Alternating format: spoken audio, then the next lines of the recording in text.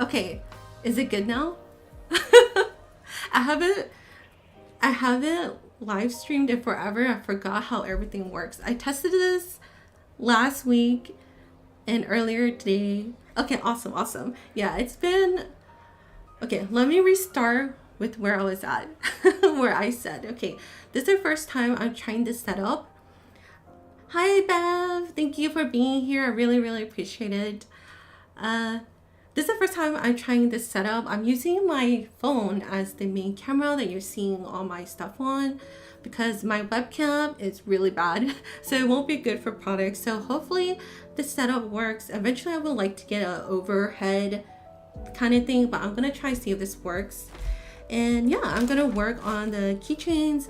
I've been pushing these back because I wanted to try doing live stream more, so hopefully this works. I want to do at least 1 or 2 live streams every month and we'll see how it goes. So the last live stream I think I did was last February. So yeah, it's been a really long time since I did my last live stream. We're gonna start off with the sunflower Froggle keychains. I only have about 17 of them and I've already put 2 together. So I don't know, I'm still trying to get adjusted to this, but yeah, they come in this bag and then they come kind of attached together like this. So they look kind of funny, but yeah, you can take this off. It's kind of like foam, sticky foam. But then there's also a plastic that I have to take off the Froggle back here and plastic off of the flower in the front. That way this comes off as well. And taking the plastic off the back of the Froggle is actually kind of annoying. But yeah, I'm gonna have to do that. At least there's not too many of them. These are fairly expensive to make. Making like 60 of these is the same price as making 25, 30 of the standard keychains with epoxy glitter on it. So yeah, I don't know if I will be making more of these. If I can figure out a really nice design in the future, maybe I will. Hello Alyssa, welcome, thank you for coming. We're gonna try to do this as nicely as possible. I still haven't figured out a good way to peel off these things. Maybe it's better if I made this. I'm gonna try this. I've never tried this setup, so I don't exactly know. Maybe that's too close. Whoopsie. Okay, hold up. How to fix this? I think I accidentally disconnected it. 1 second. I have an app on my phone that connects to the live stream.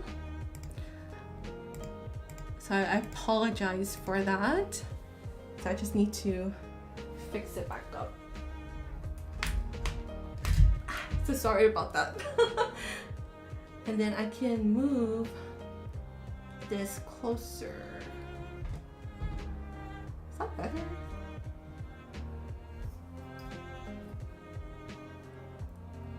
Maybe like that.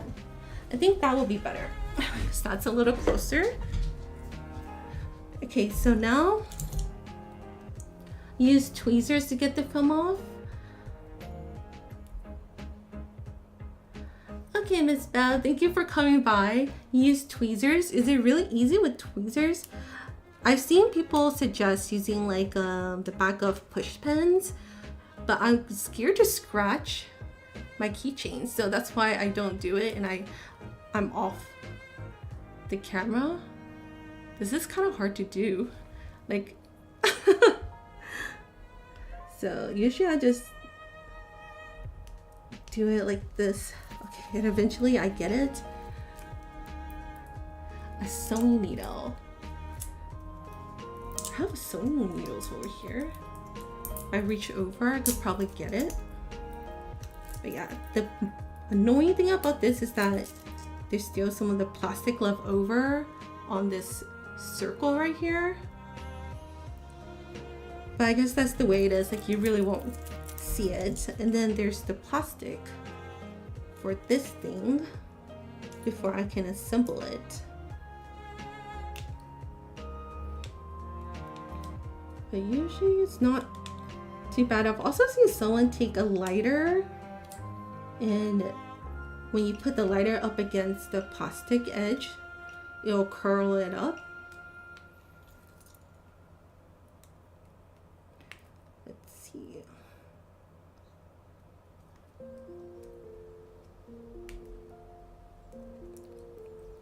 Okay, finally, I'm finally getting somewhere.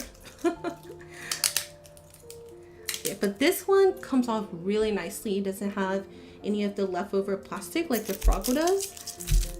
Maybe, I guess because this piece, I think it's actually inside the acrylic, whereas for this piece that spins, it is glued on there, I think. Is it glued on? Yeah, it looks like it's glued on there, so that's probably why. So the way you do is you just put this in here, and it should pop in.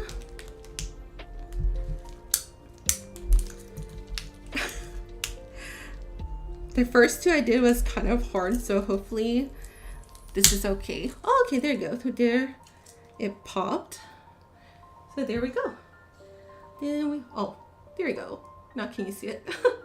There's the light and everything. I still have to figure out a better setup for this, but yeah, that's pretty much it. I'm going to try to assemble them all, and then usually after that, I will check the epoxy resin, and as I can see that there's scratches on there. I'm kind of picky with that, with my own products at least. And I will put, what usually, I would take this lighter and just run it over, and it'll make the epoxy resin nice and shiny. And thank you. I'm really happy with like the overall artwork of this keychain. It's just that the Froggle's too big. I should have considered that because I decided to make it borderless, so that's why he's bigger than the text. That was my fault completely. If I didn't make him borderless, he would be the perfect size. But yeah, some of the words are covered, but I think it still looks okay. So there's the plastic on the back too, but I'm gonna save that for later. For now, I just want to assemble these because they're gonna take a while to assemble. Then once we assemble them, then I want to do the beads as well. I have a little trash bin over here, and then put these over here for now, and I'll sort them later. That way there's not like 500 things on my desk. Okay. I think it's really smart how they ship this, because when you think about it, with all this stuff moving in the shipping box, like it just prevents it all from moving and scratching up on each other. So that's pretty clever packaging. Hey, got this one off a lot faster. That's nice. And then this little guy here. This one I'll have to go back and wipe the spots where I peeled off at, because it kind of leaves like a little sticky residue. So I just wipe it with the microfiber cloth, and it usually comes off. This is my first time doing an evening stream, so I hope that it's good.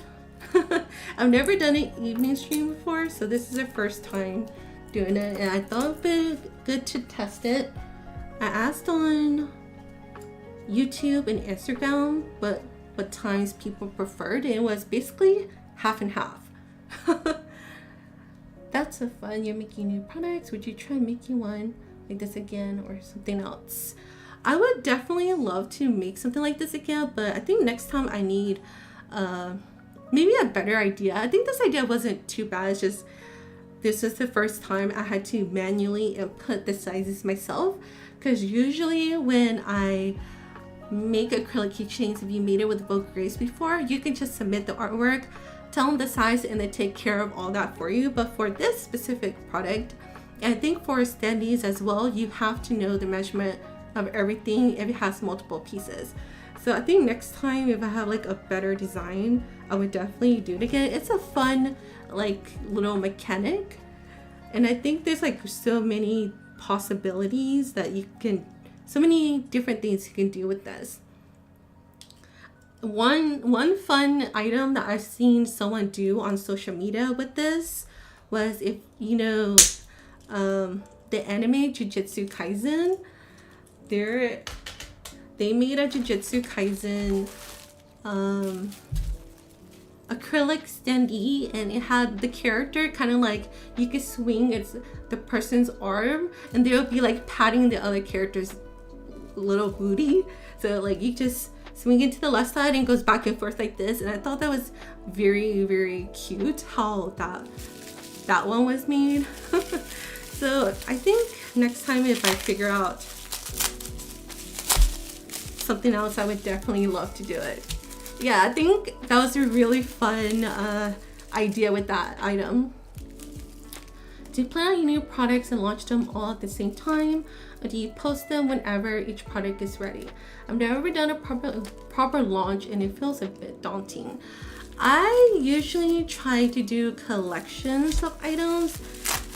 I know some people just like to go ahead and post items whenever they get it, so definitely just do what works the best for you. If you're not into like waiting to get all your products in and then making all your products for a certain collection, then just go ahead and put it up whenever you feel like putting it up. For me personally, right now I'm working on my Spring Bee collection. It's going to be the first collection for the shop update, which I'm hoping to launch after the Mini Quebec City Comiccon, which is the 10th and 11th, which is on the screen there. So sometime around there, I would like to launch my first shop update. So right now I'm collecting all my items. Earlier this week, I also made the stickers, the magnetic bookmarks, and everything else that goes with the collection. And eventually, once everything's prepared and ready, I will just go and take all the photos, do everything, do the marketing or whatever on Instagram, and then have about like 5+ or so products up at the same time. But that's just my preference. I think it's, for me, I like just making a lot of items for my collection and then just putting them all out at the same time. But just do what works the best for you, because not everyone likes to do that. I think at the beginning when I started, I would put out items just whenever, and I don't think I focused on trying to do collections, because it's a very can be very mentally and physically draining to do. So it's just easier, make one product, take a photo, put it on Etsy, announce it, and that's it.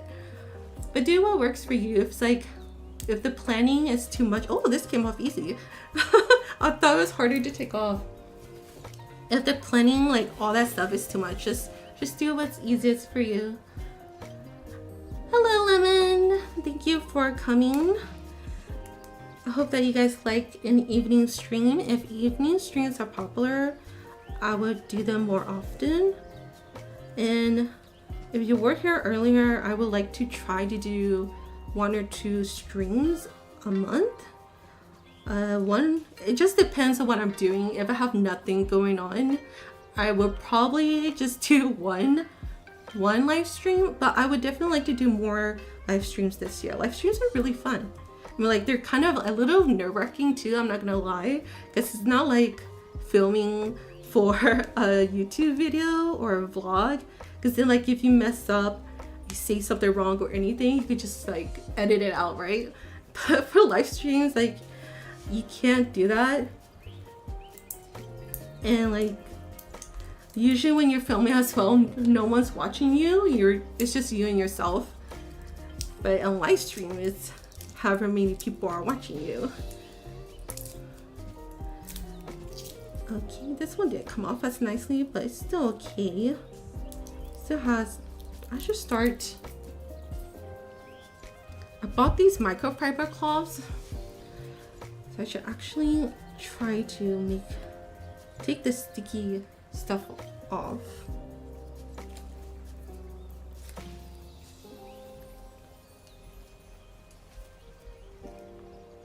There you go. I mean, like, no one's gonna see it anyway on the back of this, but I know that it's there, so it can be a little annoying.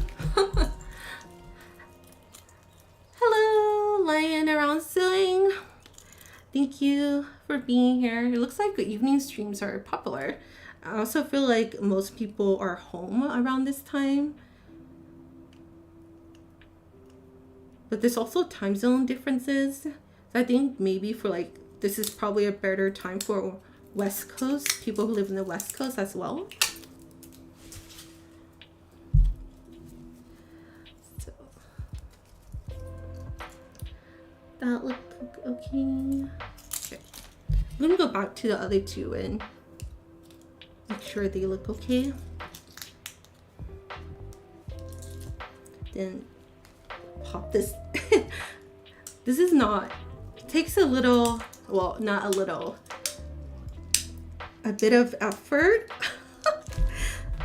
This one's a struggle compared to the other two.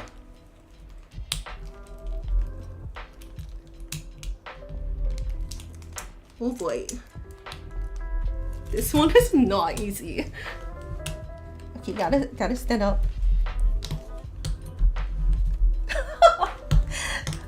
Oh my god. Oh my goodness. This one, I might have to get my husband to do this one later. Did I get it? How come this one's so much harder than the other one? Okay, I got it. Wow, there's so much effort. Like, I'm sweating. Oh.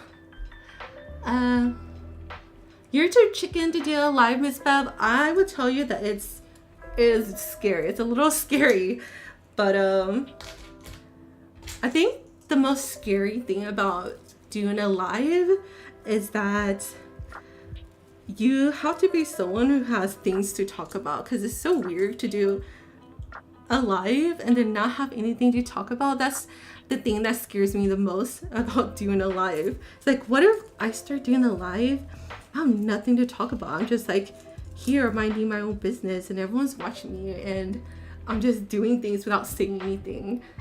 But you should definitely give it a try, Miss Bev. Like, the very first one was so scary for me, but once you start doing it, you kind of get the feel for it. It's not too bad. It has been about 10 months, well, not 10 months, almost a year. Yeah, almost a year since my last live stream. And I don't know why I haven't streamed more. Maybe I was too busy. I can't really remember. Like, oh, I think it's mostly because of Patreon as well, because I'm still trying to get better at the timeline of Patreon, editing vlogs, filming for vlogs, getting artwork done. I wish I drew faster, but that's the way it is for me. I'm a slow drawer. You just do what you can do. Yeah, and yay for the keychain. I'm so glad those muscles are coming in. Speaking of muscles, we had a snowstorm earlier this week and there was so much snow to shovel, and I will have to say that I was really impressed with myself with how well I did with shoveling the snow around the car. I would brag about it a little bit. And we're supposed to have another snowstorm tomorrow, which I'm not too excited about, but this year we have actually had a bit of a break from the snow. Usually around November or so we'll start getting snow here, but this year it didn't start snowing till January. So we've had a break from having to deal with snow. So the last snowstorm we had was basically all the snow that we were supposed to have throughout the past 2 months. And I guess tomorrow is going to be the same thing as well. So hopefully it's not too bad. It was like a whole day and a half of really crazy winds, and it was a little scary. Thankfully we didn't lose power or anything. We were totally fine. Never been to Canada. They have a really good way of dealing with all the snow here. It's kind of crazy because I'm from North Carolina, from the south, and just a little bit of snow scares us. So the first year I was here, there's like mountains and mountains of snow, and if we had that much snow in North Carolina, we would never leave. We would be there until all the snow melts. So since then I've gotten used to all the snow. It doesn't bother me anymore, but every time I see all this snow, I always think about how it would be if I was back home in the States. These keychains come in separate pieces. Yes, these keychains come in 2 pieces. This top piece that spins is attached, and they both have plastic on them, so it comes off really easy. And I think it's a very smart idea because they also, it come wrapped like this in a bubble wrap, and it's also inside another bag. I think it's their biodegradable bag, so it keeps it from moving around, scratching each other and everything. So I think it's really smart how they decided to ship this.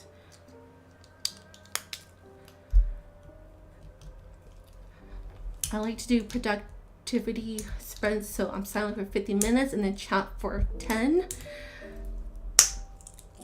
I don't know if I would feel weird doing like 50 minutes of just doing this and not talking. I feel like no one would want to watch. Maybe I should try that sometime, like the productivity sprint chat.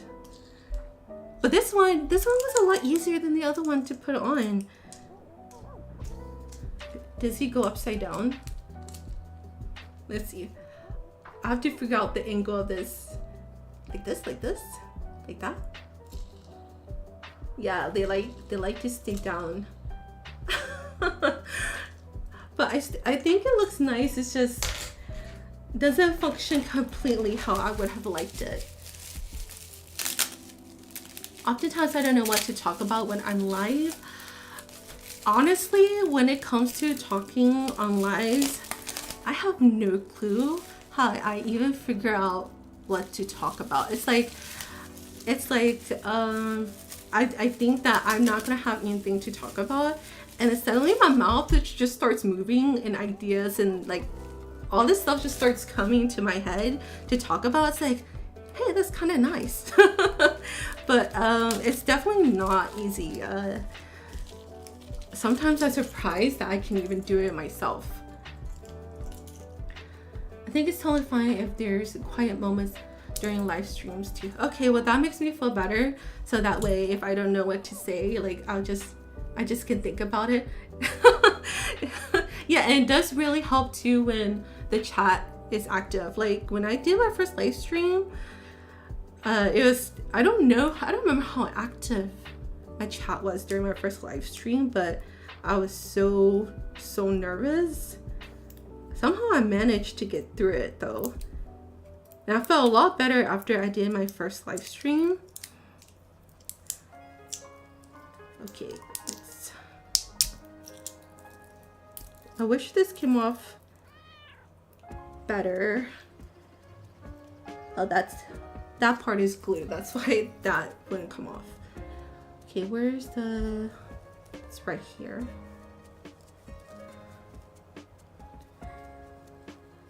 I'm near I'm near Boston, we get a decent amount of snow. I've been to Boston once. Actually, that's where I met my husband. Met my husband in Boston, and that's the only time I was in Boston for like 3 days. I enjoyed it. It was really nice. And thank you, Miss Bev. And May says, I visited family in North Carolina and I'm in California. So same feelings about the snow. I can only imagine the difference for you. Yesterday I was watching a streamer on Twitch from Hawaii, and they said that it was cold there, and they said that it was like 70 degrees Fahrenheit. And I thought it was a little funny because I know like they're used to like the nice warm weather, but then 70 degrees in North Carolina, that's hot. That's really warm. Over here in Quebec, that would be like, and even though it feels warm in North Carolina, in Canada here, that would be even worse. So that's kind of, it's just crazy to think about like where people live and the differences when it comes to temperatures and stuff. When I lived in North Carolina, I also lived in Virginia, I thought that around 30 degrees Fahrenheit and lower was fairly cold. Like I used to work at a daycare, and when I had to go out with the kids, I really hated going out during the winter. But here, that's like nothing now. After 6 years, I've been here for 6 years. It's crazy to think that I've been here for 6 years. Like now negative 30 degrees Fahrenheit isn't even that bad anymore, but it took a lot of adjusting to. When I met my husband in Boston, it was around that temperature, around 30 degrees, and he was hot, and he took off his coat, and I thought he was crazy. I was like, you're hot? It's like freaking freezing and everything. But yeah, it's crazy to think about when it comes to that kind of stuff. Okay, this one's good. You love hearing how couples meet. The funny thing is, my husband is from Quebec and I lived in Virginia, and that was like Boston was kind of the middle point for the both of us. So we decided to meet there, and yeah, it was fun to be in Boston. I grew up and have lived in the States most of my life, and I think I've only been up around that area like maybe 3 times, but not that long. So I'll put this one together already. Okay, that one's good. I know I already made 2 of them. I think the other one's right here. This one too. I think this one's the one that, one of these were the ones that didn't spin as well. It's this one. Yeah, this one. I mean, it looks okay, but it doesn't spin as much as the other ones. So that's another thing about this product too. Depending on what you do, like there'll be some inconsistencies like that. I don't miss blizzards in those polar vortex we got in Michigan. Oh yeah, the snowstorm we got earlier this week was really crazy, especially since it was the first one this year, and the snow that we had before the snowstorm wasn't even that much. Like it was barely anything. But yeah, the amount of snow and what people do when there's that amount of snow is kind of crazy. Because the neighborhood we live in, like people, they would clean up their car and then they would put their cars on the sides where it's public parking, right? But then during this time, you also want to not have your car on the streets, but people do it because we have companies who got hired before the winter started that come and clean our driveways. So they get rid of all the snow, make it nice and flat so we can leave and everything. But then when people put their cars on the streets, like you keep the other the other companies who come to clean the streets for everyone, you block them. So it was just, it's like, I don't understand why these people are blocking all these machinery from doing what they need to do. We have this little, it kind of looks like a tractor, but it's not a tractor. Like, it's huge. It's like this, like, what, V-shaped thing where it can cover up the entire road, and then it kind of just pushes the snow out of the way, and it's trying to come through our street, and our street is not that huge, and there was cars on both sides, so that there wasn't enough room for it to go through. There you go. And the person who was driving it was like beeping for like a really long time, trying to get the attention of our neighbors who were blocking the street, but they never came out to move their cars, even though they were home. But eventually, I think the person who was cleaning the streets, they just called someone else with a smaller vehicle to come around and get the snow. But it's so crazy the difference between how snow is handled here and how I remember how it was when I lived in North Carolina. Because if you've never been down to the south before, sometimes we get snow and sometimes we don't. So I've gone through many winters, Christmases without there being any snow. But when there's snow, it's pretty chaotic. And we just have like a small standard truck, like a truck you drive that has salt, and it just like go around and spread the salt, and that's pretty much it. Here you have all this heavy machinery that like pushes the snow to the side. Everyone has companies to hire to clean their driveways and everything. It's very impressive. This is okay. Finally got this one.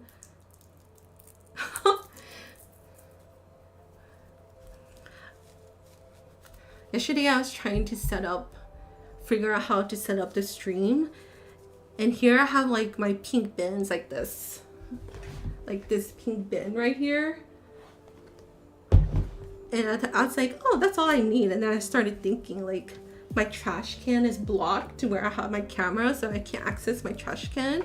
So I need a bin for this, I need a bin for that, and somehow I managed. Just a little oopsie with the camera. I'm not sure if the camera is okay because it's just my phone on my tripod for now. Hopefully it's okay. I would like to get an overhead tripod sometime, but we'll see how these couple streams go with the setup. And this one's being difficult too. Okay, we got it. At least it wasn't as difficult as that other one. Okay, that looks good. You have to give them, this one doesn't spin that well either.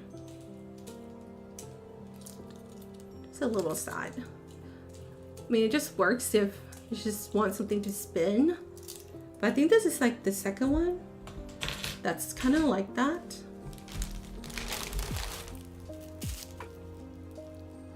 Your camera view looks good. Camera view looks good. Okay, because originally, that makes me happy, because originally I was gonna have it on my right side instead of my left side, which it is. And I was thinking about it last night, and I was like, I can't have it on my right side because I am right-handed. So if I have it on my right side, my hand is going to be covering what I'm doing all the time, and you guys are going to see nothing. So I was trying really hard to figure out a way to get this camera to work, because how my desk is set up, like I can't put, well, I could put the camera on my desk, but then it wouldn't look nice with the options I have. You'd kind of be looking at me sideways, I think. So I think this is the best I could come up with. So I'm happy that the camera looks good.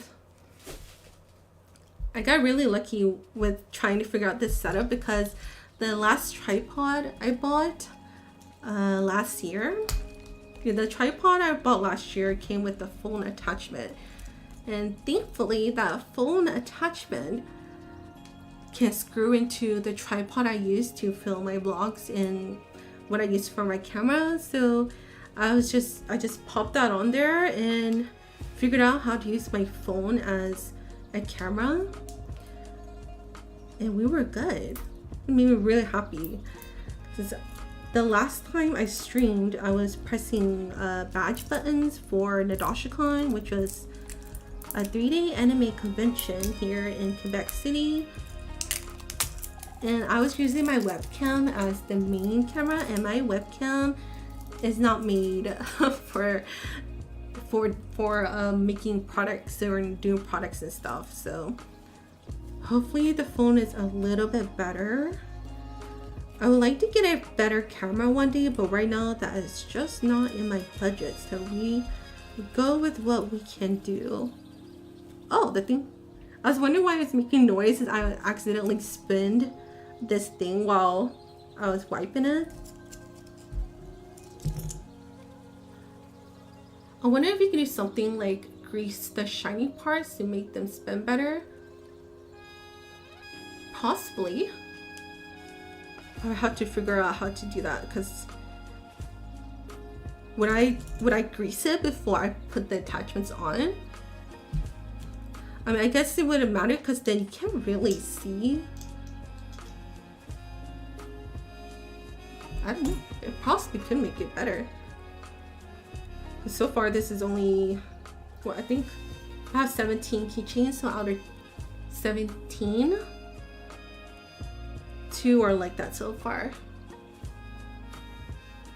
It's surprising that my phone is working better than the webcam. And cameras, yeah, cameras are so expensive. I was looking into,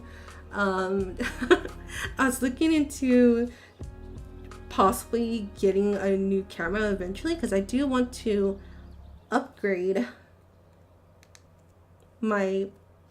how my videos look, but that's just not, it's just not something that I need to be looking at right now. It's too expensive. And thankfully, when it comes to my phone, my husband and I upgraded our phones last year.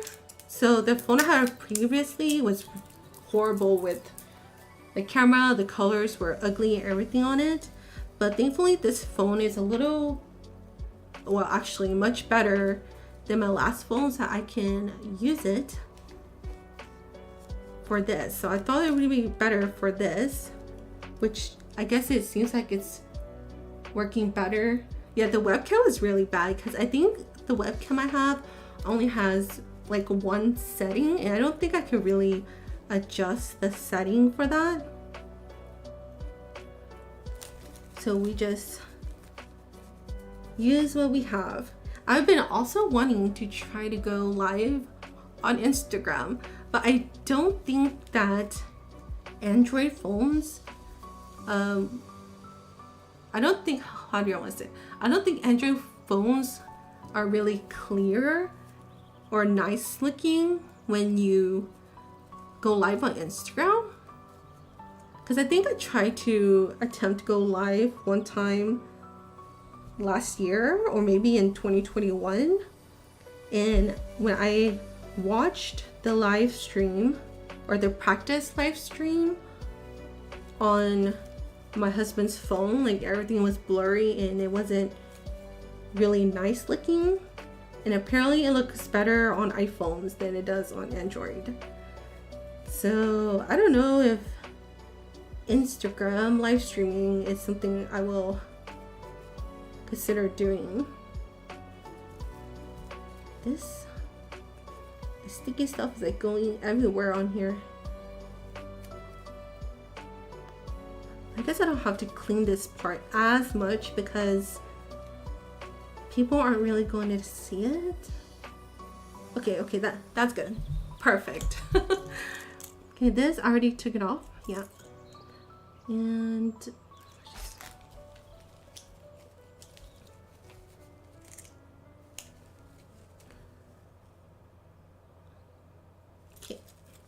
looks good. Hopefully, actually I should roll my sweater up. It's getting a little hot in here. Okay, so hopefully this one doesn't take forever to put together. This one, okay, there we go. Okay, awesome. Spin test. This one's okay. It's not too bad. IG's lives feel a little laggy to me. YouTube is much less confusing. Yeah,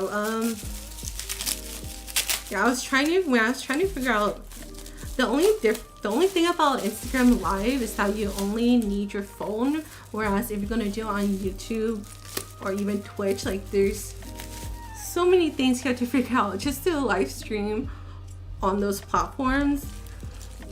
Thankfully, when I decided to try live streaming again, I kind of already understood the streaming apps, because I had wanted to stream on Twitch, and that was when I was just doing artwork and before I did my small business when I still lived in the States. So I had already looked into how the streaming apps work, so I was mostly able to figure it out fairly quickly. It's just figuring out what works with different applications, and especially since I wanted to do art streams on the iPad, I had to figure out a way to stream it, and I found this app that I'm working now, and it's really awesome. I don't think it's one that a lot of people use, but I found that like for art streams, like it works really well. I don't know for the other platforms if you need like extra devices or things that you had to plug into your iPad or whatever to make it work on screen, but for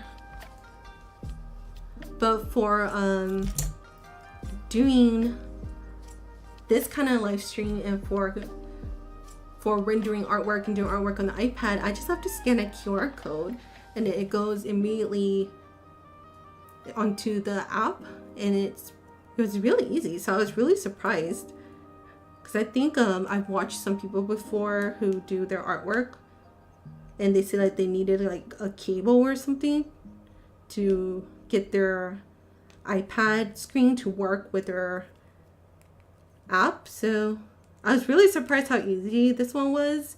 I'm really happy it's easy. It's like I don't have to go buy anything extra to make it work. It's crazy how functional QR codes are. I was so confused about how to do live stream at first. Yeah, live streaming, trying to figure all that stuff out is, when you're first doing it, is not easy. Because there's so many, especially depending on which platform you're doing, because there's so many different rules for different platforms. For example, when I decided to live stream on YouTube, for YouTube, before they changed the requirements, you had to have 1K subscribers before you can do a live stream. And somehow using this app that I'm using, I could live stream with less than 1K subscribers, which I don't know how that works, but it worked.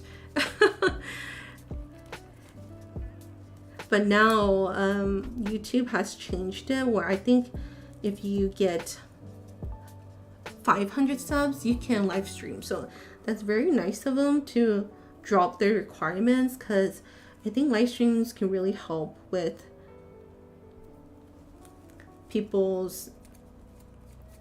what people need to be able to do so. I remember when I really wanted to have the community tab so bad.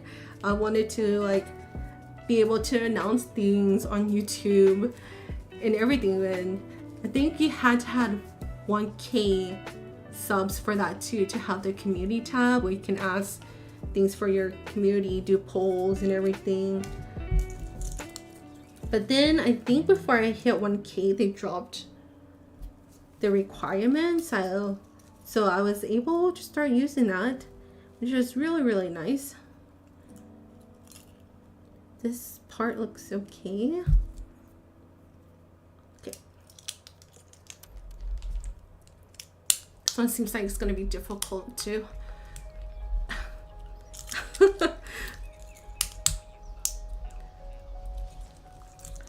Why?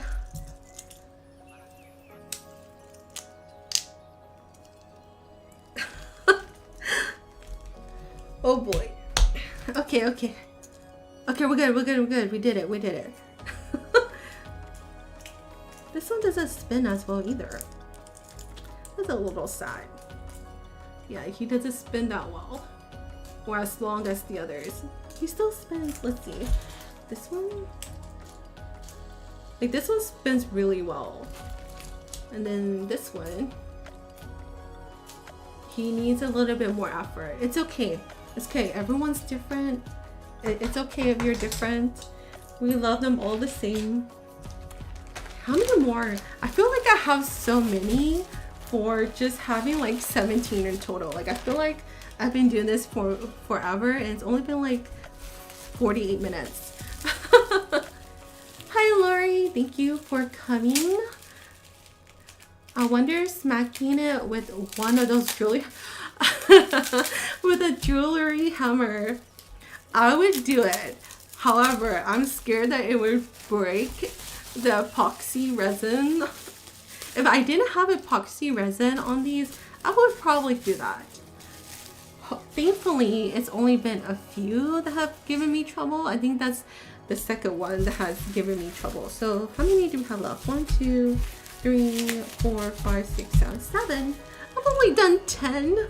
More like 8. I've only done 8 because I already did 2 like 2 weeks ago just to see how they worked. But wow, this is taking forever. Okay. Because once I assemble these, I still need to like go over them, the resin part of Captain Froggle with one of the lighters to clear up the resin. And then we still also have to pull the back of these. So hopefully, I guess for the stream, we'll be working on the Froggle keychains.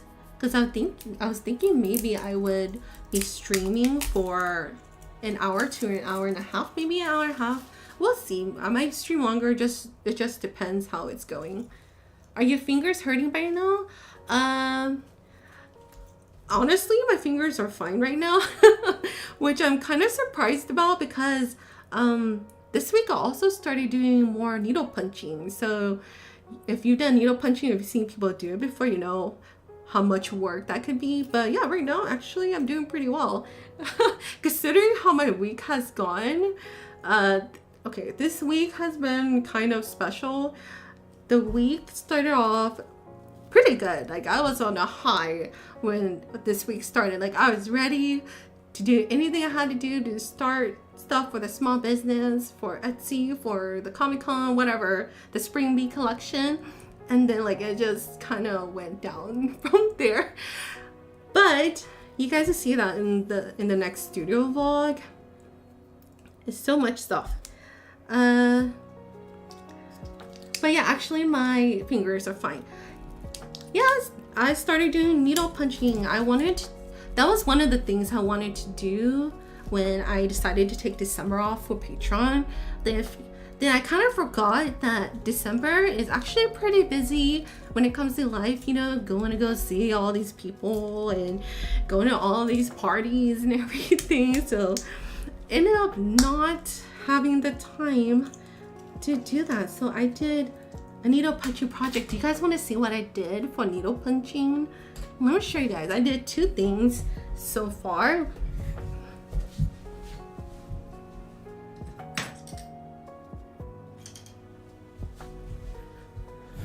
The first thing I did was this bees, and he's so adorable. I had these beads that I had bought for, for candy shaker charms.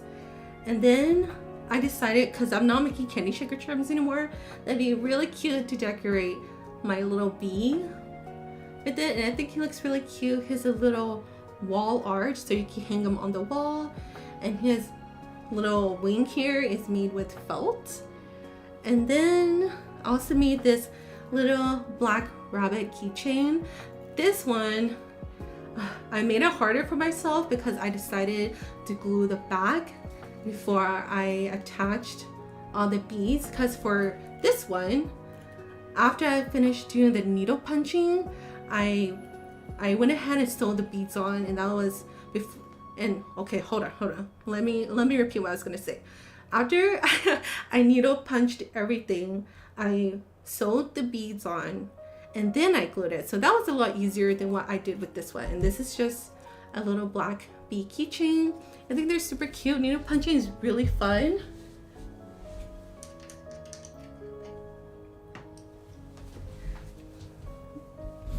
I'll make sure I don't mess up the camera. Okay, there we go. And then I'm hoping maybe sometime after the live stream, I will probably try to make a giant bee, like a bigger one than that, because I have a hoop that's like much bigger than that. I think it would be really cute to just have like a giant wall art bee. Thank you. I had so much fun doing the needle punching, especially the bee. I would like to make like really cute ones with like, I have this star chain that's gold and it's really, really beautiful. I want to use it for a project, but I'm not exactly sure. I was going to use it for the black bunny keychain, but I feel like it would be too much. And I had originally planned to use the star keychain to make it kind of like a starry galaxy kind of thing, but I ended up not doing that because one, the bunny was too small. If I make it probably the size of the bee, then maybe it would work, or maybe even bigger, because I wanted to do too many things on that small little piece of project. I have a lot of ideas. I just have to figure out how to make them work. But yeah, thank you. I had so much fun doing it. I'm super excited to do more, but I also have to work on February's Patreon award art print. Actually, I already have it. I actually started rendering it already, and I'm kind of excited for February's theme.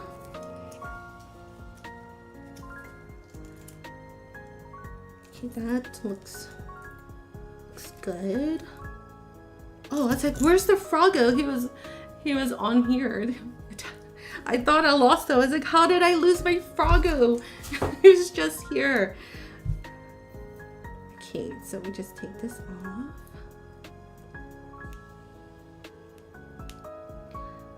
I think if I do another stream, that stream would be when would be a good time to do another stream? Next week? Next weekend? Maybe next weekend? Or the week after? Yeah, he went on a little trip. He was trying to hide. He didn't want to get attached to this sunflower. Because if for the next stream, I would definitely be working on the Patreon award for February. So it would be an art stream. I have to check the dates, but I will most likely do a second stream this month.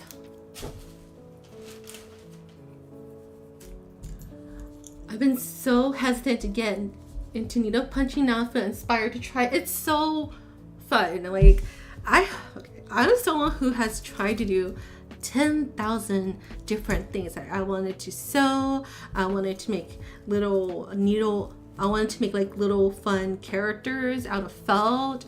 I wanted to do paper crafting where you make like really fancy cards, pop-up cards and everything. I've tried like almost every single crafting you could possibly do. And I think like out of everything that I've tried, craft wise, needle punching is probably my favorite. Like, it's relaxing, it's fun to do when you've had a stressful week, like this week for me. And it's just been a lot of fun. So hopefully, yeah, I would suggest that you try it. It's a lot of fun. I had a hard time trying to find like the main tool over here in an art store, and I finally found it. I was so happy. Just make sure you get the right tool for what you want to do, because they have ones for like much smaller needle punching projects. This one barely even turns. Guys, look at that. He barely turns. I probably should keep this one for myself. Hold on.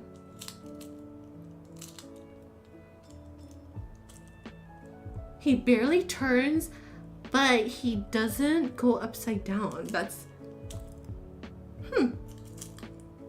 but he always gets to the same spot where you spun him. That's kind of interesting, actually. Lori said, I received my order and I love everything. I'm so glad you received your order. Thank you so much for buying from my shop. I really, really appreciate it. I was wondering if it got to you or not. Because shipping in Canada is kind of a little tricky, because, you know, when you receive a package, it might have looked a little odd with how I packed it. But the thing with shipping in Canada is that you need to have your package under 2 centimeters so that it can be sent as oversized letter mail. Otherwise, you have to go with the more expensive option when shipping out your product. So I don't have a big box. So I don't have a box big enough for that. So my solution to making sure I can keep providing like cheaper shipping options in Canada is to do it the way I shipped it to you. So I'm glad that I got to you okay. I've had like a few problems during the winter and Christmas, especially when I did my sale during Black Friday with packages coming back, because for Canada posts or for Canada orders I use stamps, whereas where I ship to the US, if it's a package, I will use tracking. Unless you buy just paper products, I'll just use stamps. But here I use also the lower cost stamps. So I will glue them on, and I think it was probably too cold around that time, and I received a package back with some of my stamps missing on it. It was missing like $2 worth of stamps on there. I was like, what happened to my stamps? Like, they were on there. So either it was too cold and the glue kind of froze and came off, or like they got hit by another package and like the stamps just flew off. But I was so confused because it was the very first time that has ever happened to me. Like, even the year before, I didn't even have that problem, but this year it was all kinds of crazy. I also had another package that came back, and apparently you're not supposed to put stamps, not stamps. Apparently you're not supposed to put tape over your stamps, because that was my solution to the glue maybe freezing or the packages hitting the stamps and having them come off, because any other time of the year I never have problems with that. But we had gone to a different post office, one that we don't usually go to, and I got my package back and said they couldn't ship it because there was tape on it, on the stamp. So it's like, because every Canada post is different, because some will be more strict and they'll be like to the T, can't do anything against the rules. But then the Canada post is closer to me, like they don't care. Like, I have sent packages with tape over the stamps before, and I never got them back. And I'm pretty sure the people who ordered the product got it, because I've never gotten a complaint about orders not getting where they need to go to. So you just pick and choose your Canada posts. And it's so weird too, because like if you go from one counter to the other, they will always tell you different things. It's never the same. And it's like, who do I trust, you know? So that's why I also started to learn how to ship things myself, because I could trust myself, but I don't know about some of these people out here. This one came off really nice. I don't like, usually there will be a little bit of the plastic, but this one doesn't really have any of the plastic on there. That's kind of nice. And then this one, I already took it off. Okay. And then this one, only a little bit right here. Yeah, thankfully for the package that I got back with the missing stamps, the first one, thankfully they lived in Quebec too. They live about 3 hours away from where I am, so it wasn't too bad, and they got their item hopefully before Christmas. They should have, since they are in the same province. I still feel bad about it though, because it was someone who I had met from the last convention I had done. But I think they got their product, so that's all that matters, because they haven't messaged me back since that occurred. I messaged them when it happened and I felt so bad about it. Okay, this one's gonna be difficult. I originally was okay, we're good. Oh, this one spins really good. Like, he's still going. Look at that.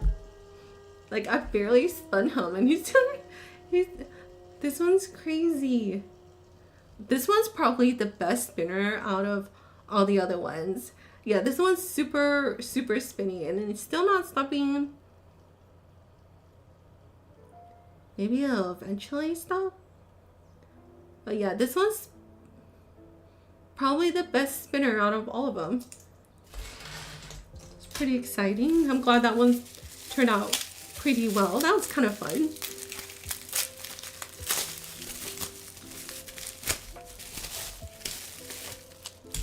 After that, I still have to take the backs off and clean the resin and everything.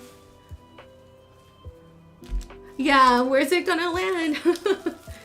I think that's the fun part about this particular product.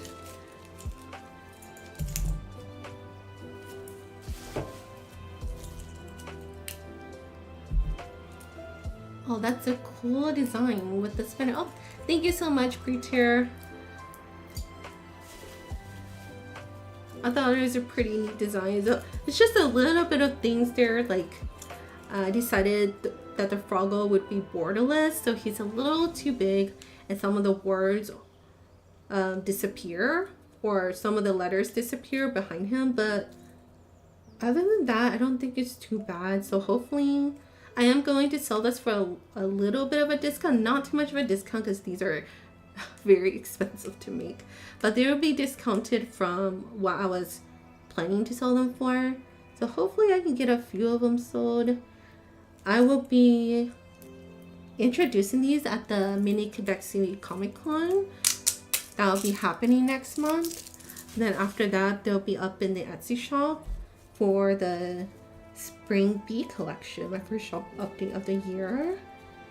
I'm excited about the Mini Quebec City Comiccon because it's their very first time doing it. Because when they made the announcement, I was thinking really hard. It's like, did they ever have one here?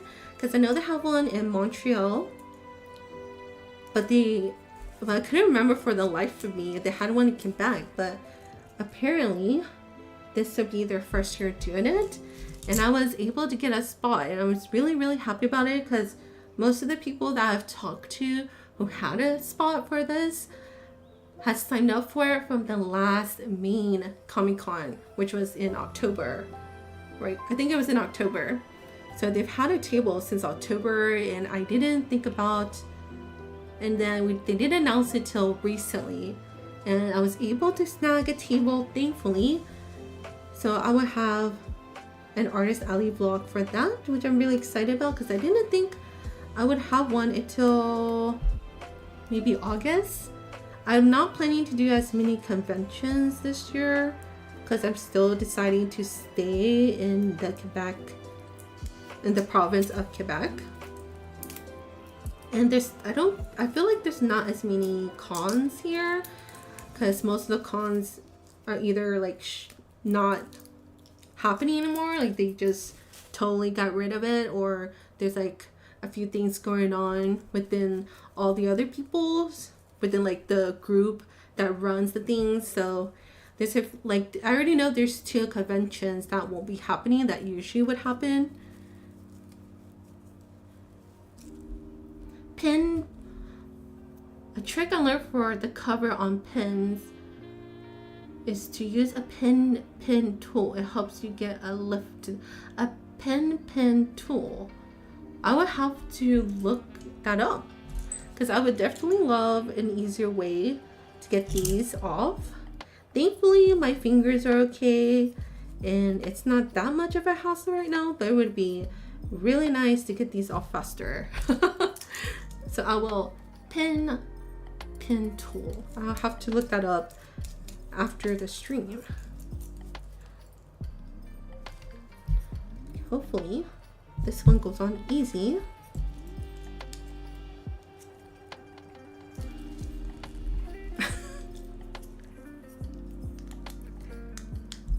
Probably shouldn't say that before I do this, because I feel like I'm cursing myself.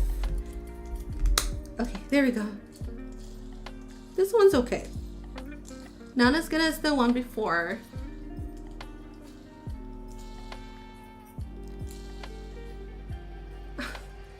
Not as good as the one before, but it works. The next one, 3 left. We're getting there. Oh, it snaps back in. Yes, you have to snap it in yourself. They come in, this type of keychain is, what was I gonna say? Well, anyway, this type of keychain comes like this. So this is actually attached to here by this foam sticky thing, and there's plastic on top of these 2 pieces. So this comes off really easy, and then you have to attach it yourself. So the nice thing about it being attached on here is that it keeps it from scratching each other while it's in transit getting to you. So that's really nice. It's just can get really tiring, especially if you order a lot. Thankfully, I ordered the minimum quantity, which is for some reason 16. But yeah, that's really cool. I really like that they did that. Hold on, this, I don't think this has the plastic on it. This is how, I don't think this has the plastic on it. Excuse me. What? It doesn't feel like it has the plastic on it. Huh. Yeah, this one doesn't have the plastic on it, you guys. So what? Yeah, I think, okay, I could just scratch it off, but it's kind of weird because when I touch this, it's like, it feels like the acrylic. It doesn't feel like it has the plastic on it. I'll just set this one aside and I'll get the sticky stuff off later. Yeah, we're putting it on Charles and then we'll fix it later.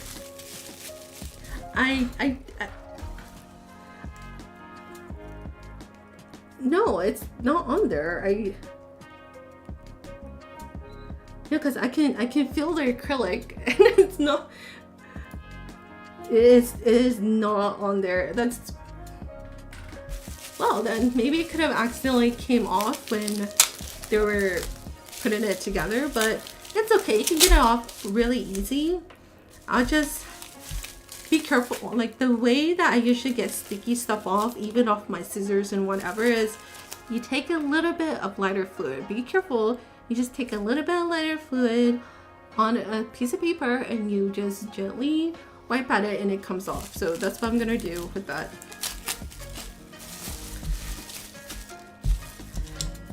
But that was just very awkward though. We demand for a refund for that one. Yeah, I demand a refund for that.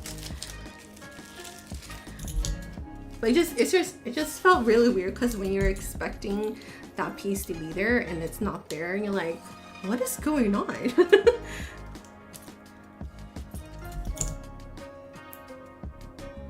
Yeah, like for here I can tell it's on there because here, this one before, he's glossy, so he's shinier, but here, this one has it on and he's matte, so he's not as glossy and I can see the scratches on it. I'm glad this one has it on there.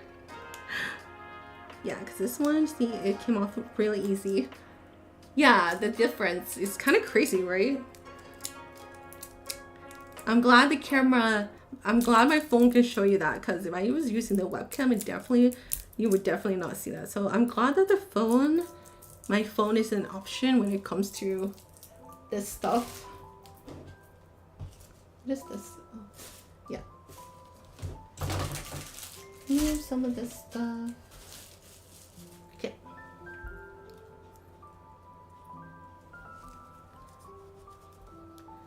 Yeah, I'm glad my phone can pick that up. For you guys, does it like make the background blurry when I show things up close and focus on the item better? Because I know my webcam will not do that, because my webcam is not like a high quality one, so it's not made to do that. But my phone should be able to do that, unless I probably have to put the product up closer. Does it do it? Yeah, I think it does. From what I can see, it does it right there.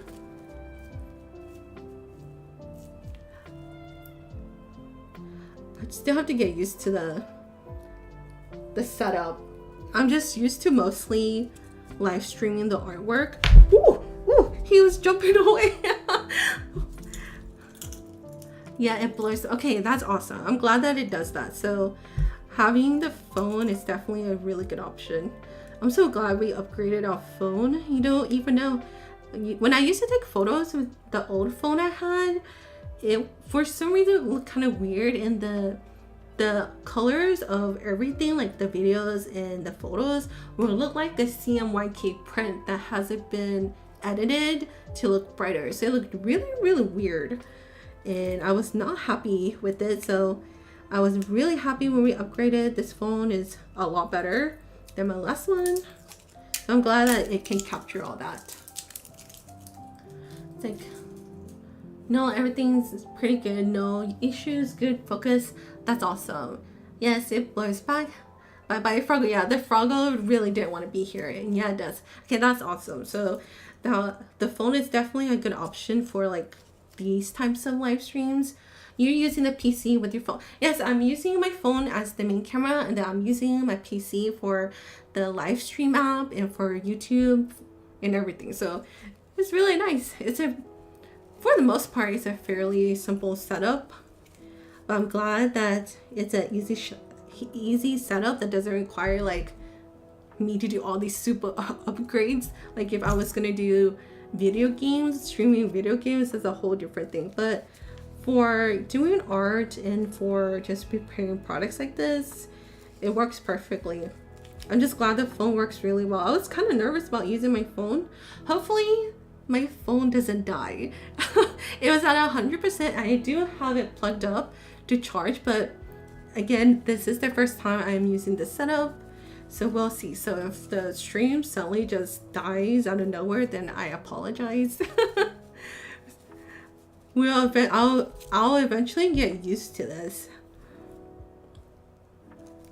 And maybe I could do, I don't know if I would need to stream anything for con prep. I don't think so. Unless you guys just want to see me count inventory, which would be kind of boring, I think, for a live stream. Because I do need to count my inventory, because I didn't do it when I did WeCon. Because I wasn't as worried about my inventory then. I do need to do inventory for the Mini Quebec City Comiccon. I don't know. Probably not.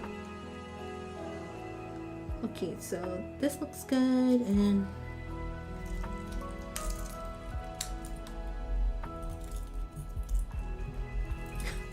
eventually we'll get these put together one day. This takes a lot out of you. Okay, this one spins okay. I'm happy with that.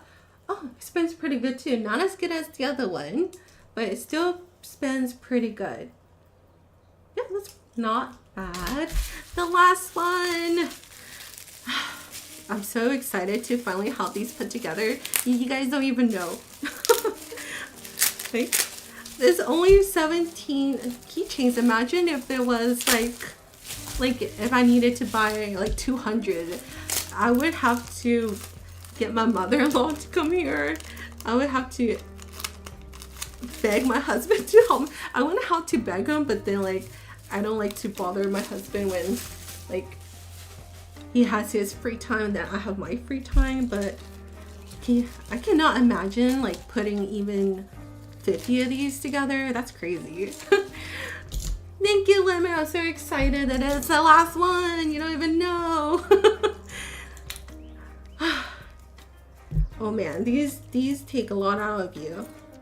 Okay, so thankfully both of these do have the plastic on there, so that's a good sign.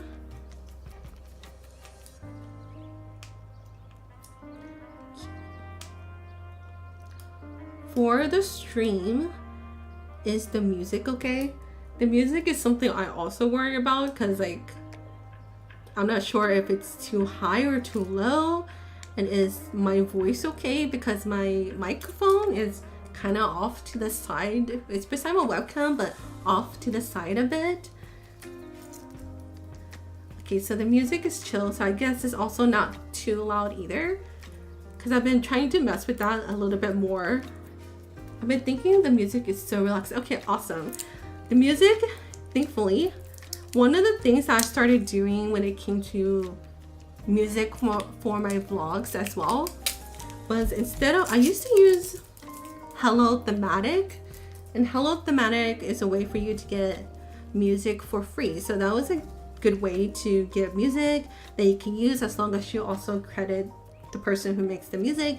You can use their music, and there's a lot of choices to download.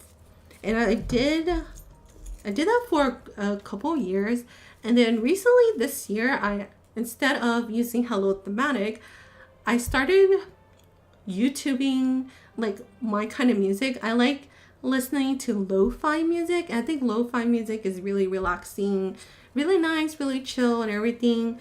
So I started looking for lo-fi music, and I started to also check lo-fi channels and their descriptions to see if they have albums that you can buy and use in your videos. So I was going to their website, reading their description, seeing like what like their rules are and everything for using their music and videos, and I've been able to find like some really nice music. So here, for example, right now all the songs that you are listening to is from a YouTube channel called the Jazz Hop, and they're a really huge YouTube channel.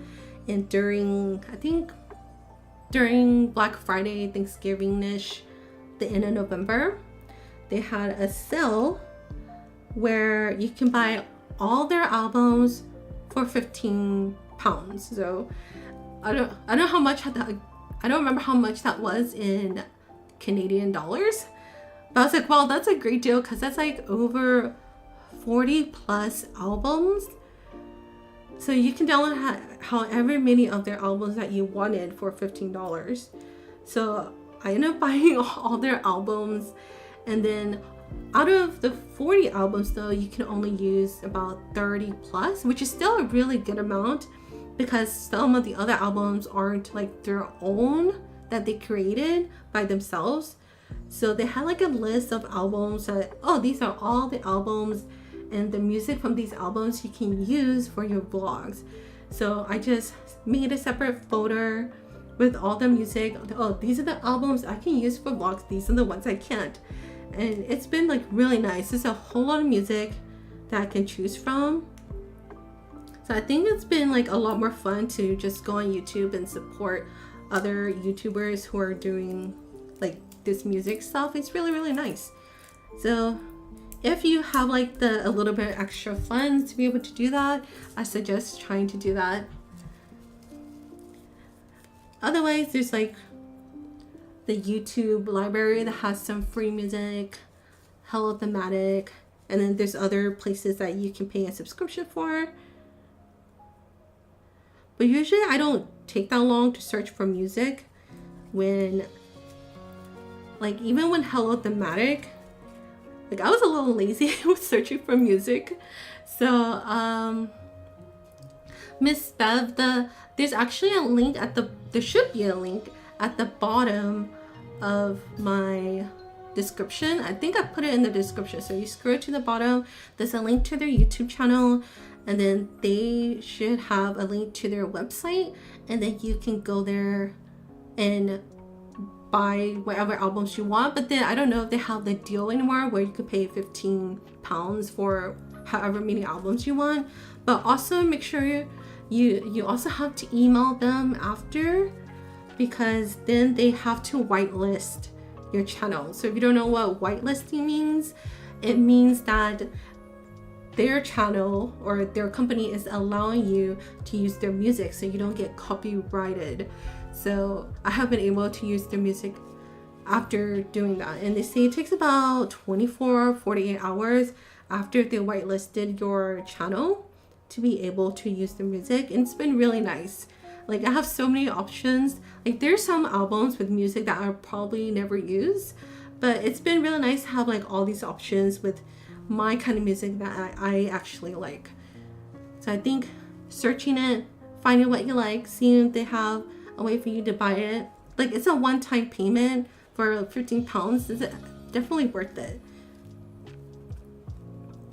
The first time I came around at doing that was I found like randomly on my feed like cute sounding music, and I found that this YouTube channel had a Ko-fi. So I went on the Ko-fi, bought their albums. They had 2 albums and they were only charging $5 each for the albums, and then you could use, and they also had free music. So they had like some songs from their albums that you can use for free, but I wanted to support them, so I went and bought their albums. And for a while I used their music for my vlogs, which you guys, it broke.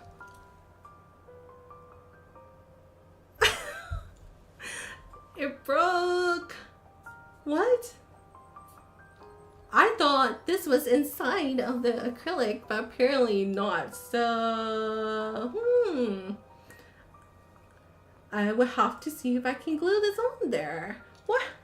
Hold on. Okay, so let's since it came off, let's inspect it. Okay, so it has a little hole here. Y'all can see the hole, right? The hole here. This back piece was glued into that hole, so it is inside it, but not the way I thought it was. But yeah, I mean, I guess that's the cool thing about it. We know how they made it. It's just it broke off. But yeah, maybe I can fix it, but it's okay actually, because they sent me one extra, so it's okay. I will see if I can fix it. I could probably fix it.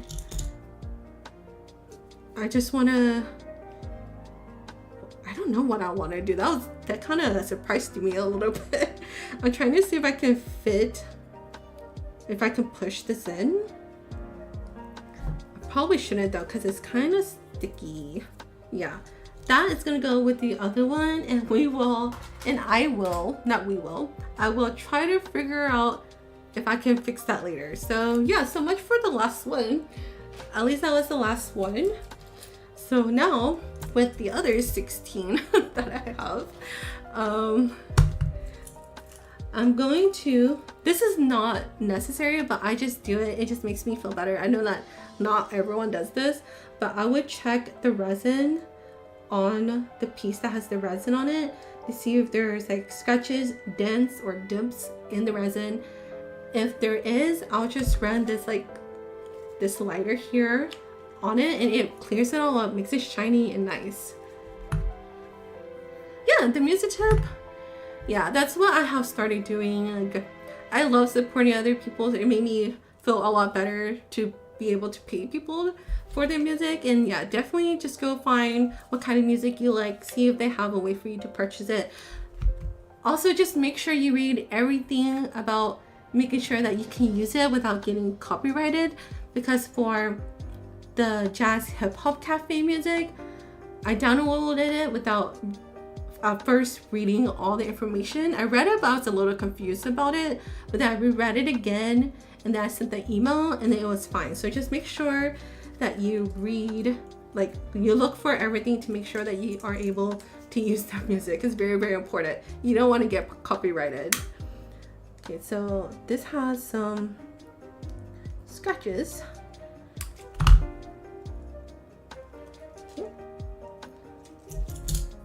Actually, I'm gonna go wash my hands real quick because it's a little sticky from that keychain. So I'll be right back.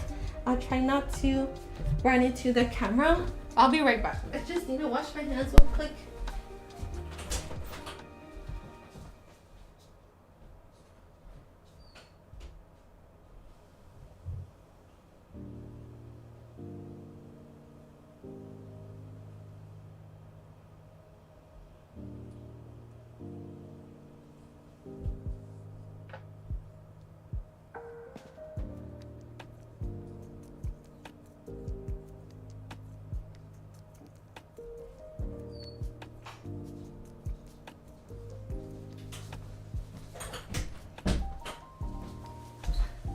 Okay, I'm back.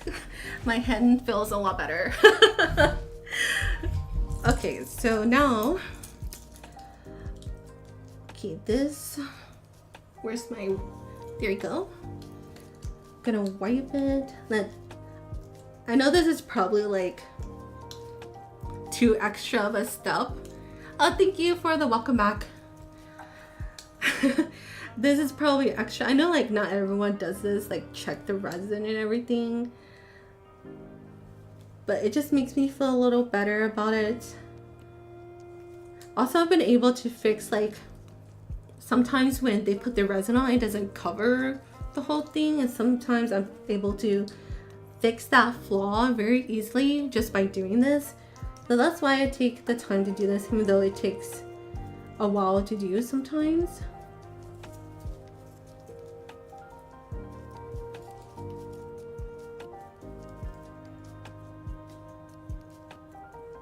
Okie dokie. And I think once that is done, I made, oh man, my adventure with cardstock this week has been kind of crazy too. So, but thankfully I had enough cardstock to make backing cards. So I think I'll go ahead and also take the back part off and start packaging them. So let's go back to peeling this off. Oh, also another thing I do, which is probably not necessary, that I do anyway, is that I like to fix the key rings. So I have these two pliers, jewelry pliers, that I will use to fix the key ring back up. And also I need to check these key clasps, because sometimes when you push these in, they don't work really well. So that's what I'm gonna do. And hello, small paper stars. Thank you for being here. So excited that you can join us. I think this is 13 viewers. That's kind of nice. I think that's the most viewers I've had ever for a live stream. So thank you guys so much for being here. I really appreciate it, because I was like, what if no one shows up to the live stream? Like, I'm gonna talk to myself for like maybe an hour. But I really appreciate you guys being here. It motivates me to possibly do more in the future, which I'm hoping to do. And hopefully this won't take forever. I don't know how long. I was only planning to stream until 8:30, but are you guys like busy? I might just stream till I finish packaging all these. If not, because I don't know. Maybe I should just stream till this is done. Because I only have like 15, because there's 2 I have to fix off camera eventually. I don't know. I guess we'll see. Okay, so the back. For this design, I was planning to add like lines in the leaves. Oh, not the leaves. Lines in the petals. Now that I look at it, I probably should have, but I think it still looks fine. I just thought that it probably would match with the front, because the front is exactly the same. It just has the spinning mechanic and the word. So I thought if I added the lines, then it really wouldn't match the front anymore. I don't know. You think about like 500 other things to do when you're trying to make your products. Like, should I do this? Should I do that? And you're like, it gets all crazy sometimes. I wrote it down on my schedule. I rushed through the dinner to join. I'm glad I didn't miss it. Oh, thank you so much. I really appreciate it. Like, I haven't live streamed since last November. So I really, not last November, last February. So I'm glad that you can be here. This is my first evening stream, and it seems like people enjoy the evening stream. I think most streams that I tend to watch are usually around the afternoon. But then I know like there's quite a lot of people who work 9 to 5, so usually they will only see like maybe an hour or 2 of the entire live stream. So I was thinking like it would be nice to just try it and see how it goes. It seems to be a popular time, so maybe in the future I'll probably just do evening streams. I guess it just depends, because the evening is actually when I'm the most active and productive. So it just makes sense overall. Like, there's more people. It's after work for at least those in the East Coast, and then close to it being after work for those in the West Coast. And it's when I'm actually doing work, so it makes sense. I actually just got inspired to do some packaging right now. I'll be around if you keep streaming. Oh, that's awesome. I really appreciate it. Maybe I'll stream until I finish. Might be another hour and a half or so. I'm not exactly sure. We'll see how much problems these sunflower froggo keychains give me, if any. Usually I'll repackage with the plastic that they gave me, but this did not come with it because it came with all the extra packaging to keep it from getting scratched. So I would have to use it. This is the packaging. It's fairly simple. I didn't think I needed to add too much to it, but yeah, we'll just go with this. I'm working on stuff on the side, so I'll stick around. Okay, awesome. I work during the day, so evening is nice. Oh, okay, that's nice. Yeah, I'm much more of an evening working person. Mornings are not for me. Like this week I did pretty well overall. Like I did wake up early a few days this week. I was super productive, got things done, everything. But after the middle of the week with what happened and everything, is like I don't know how I feel about that anymore. Okay, so let's see. This is my first time packaging this kind of keychain. So we're going to, hey, that's kind of like the same color. It's almost, well, it's a little darker, but, well, I can't believe I got distracted by the color almost being the same. Okay, I think we're gonna do it where the keychain's on this side. I think that works. Same will work until a little after 4 p.m. and after picking up my daughter, we don't get home until after 5. Okay, so it seems like evening streams are a good idea. So I'll probably stick to, oh no, he moved to the side. This is more complicated than the standard keychain to put together. It's been like a whole roller coaster with this. I'm glad, because the funny thing is I was actually planning to work on the bee keychain instead of the Froggo keychain, but here we are working on the Froggo. It's a little weird because of the spinner, but I need to get the air out. The keychain, that keychain's so cute. Thank you.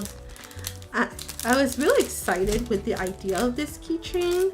There's just a little bit of flaws, such as the spinner being a little too big, and some of the spinning of the Froggos aren't consistent. Like some spin nicer than the others, some barely spin, but overall it's a really fun product.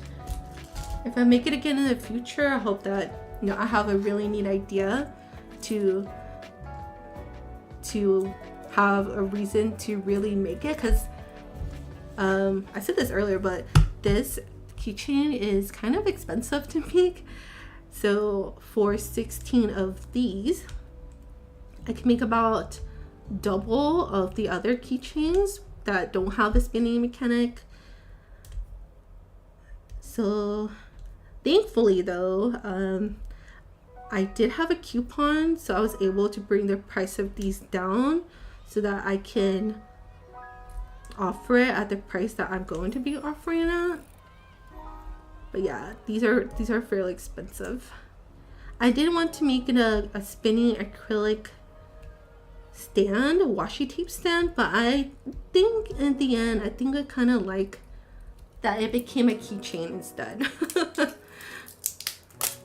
I don't know, I just feel better about it being a keychain now than I did when I talked about it in this studio vlog, wherever I talked about it.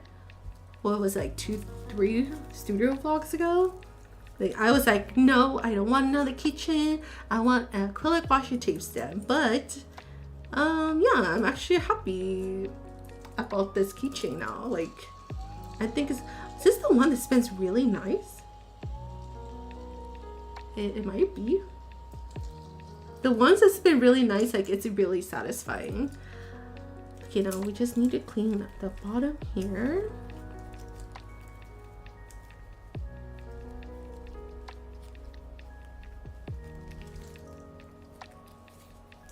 And fix the ring. What's the ring? What's it? Jump ring. I always forget what these are called. Fix the jump ring because it's a little crooked. Because when they put these on here, they do it really fast.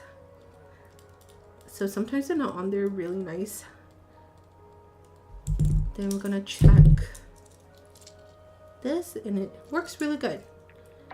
And I have to check the resin, which I haven't checked yet. If I go into my office now to work, you inspired me and switch to watching on the live. Okay, so see you soon. That's awesome. What are you guys working on? If you guys want to talk about what you're working on, I want to know if you guys are willing to let me know what you guys are working on. Watching you spin, it makes me want one so bad. That the ones that spin super fast are awesome. Yeah, I wish that it was a more consistent product, but yeah, the ones that spin nicely, it's like this one, it's so satisfying, right? But fortunately, like I'm not gonna be labeling them, so it's like whichever one you get is the one you get, unfortunately. But I wish they were all more consistent, because like it really is satisfying when they spin for a while. Okay, now let's check this. Okay, so there's scratches on the resin, so we're gonna take our friend Mr. Lighter, have our finger as far away as possible. I'm gonna run this just over the resin. It's a little hard because he does turn. Okay. This looks better.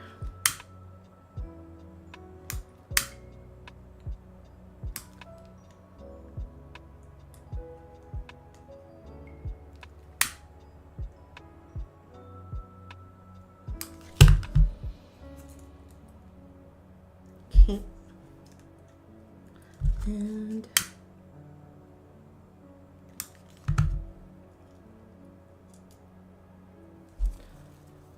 I'm getting my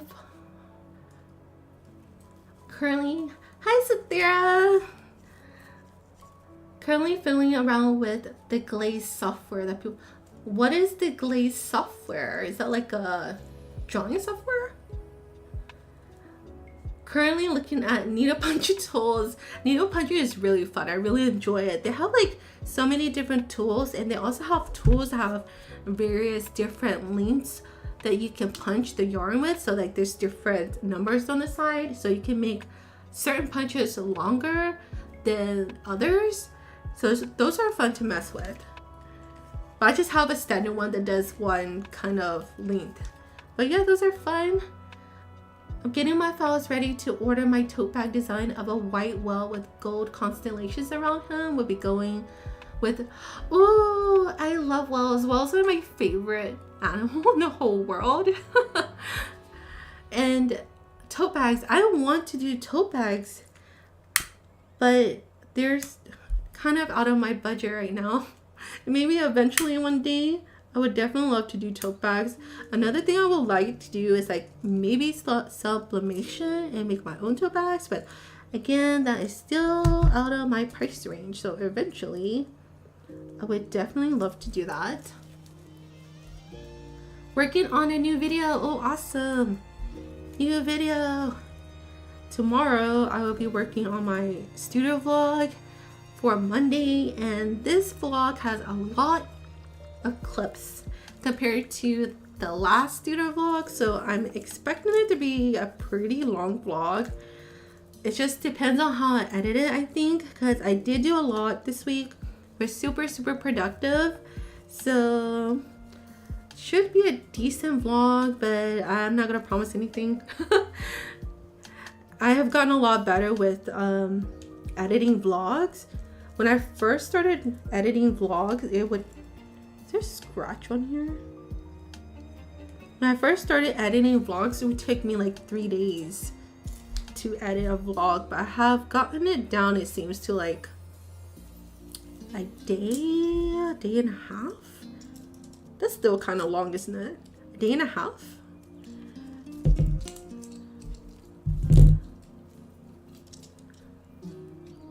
It's, when are you releasing these? I will be releasing these after the Quebec City Comiccon, and on the screen I have the next con, so it's sometime after the 10th or 11th. I'm hoping next week to start taking photos of the products for the shop update, so I'll be ahead of the game, have the images already ready and everything on the Etsy shop, so after the convention I could just press the button to release all the products on Etsy and they'll be done with. Like, I'm trying to get ahead of the game this year with shop updates and stuff, so hopefully I will have it prepped. So next week is product photo week in preparation for that. I'm pretty sure I won't sell out of anything because the Quebec City Comiccon is pretty small. It's going to be about the size, it's going to be a little smaller than a Dashicon. So far, according to what I see on Facebook, it will probably be about 1K-ish or maybe 2K-ish attendees. The unique thing about this Comic-Con is that it's not just the Comic-Con, but it's a part of like a week or okay, how to say this? There's a festival here in Quebec City called Carnival de Quebec, and it's about 1 or 2 weeks long of a bunch of winter festivities and games and stuff that you can do, and it's pretty popular. I've never been because I don't like being out in the cold that long, but the Quebec City Comiccon is also, I have my elbow on the table. I just lost my train of thought. The Quebec City Comiccon is going to be a part of the carnival, so it's kind of like not just a Comic Con by itself, but a part of the huge festival as well. I don't know if that's going to help with the amount of attendees that will be there, because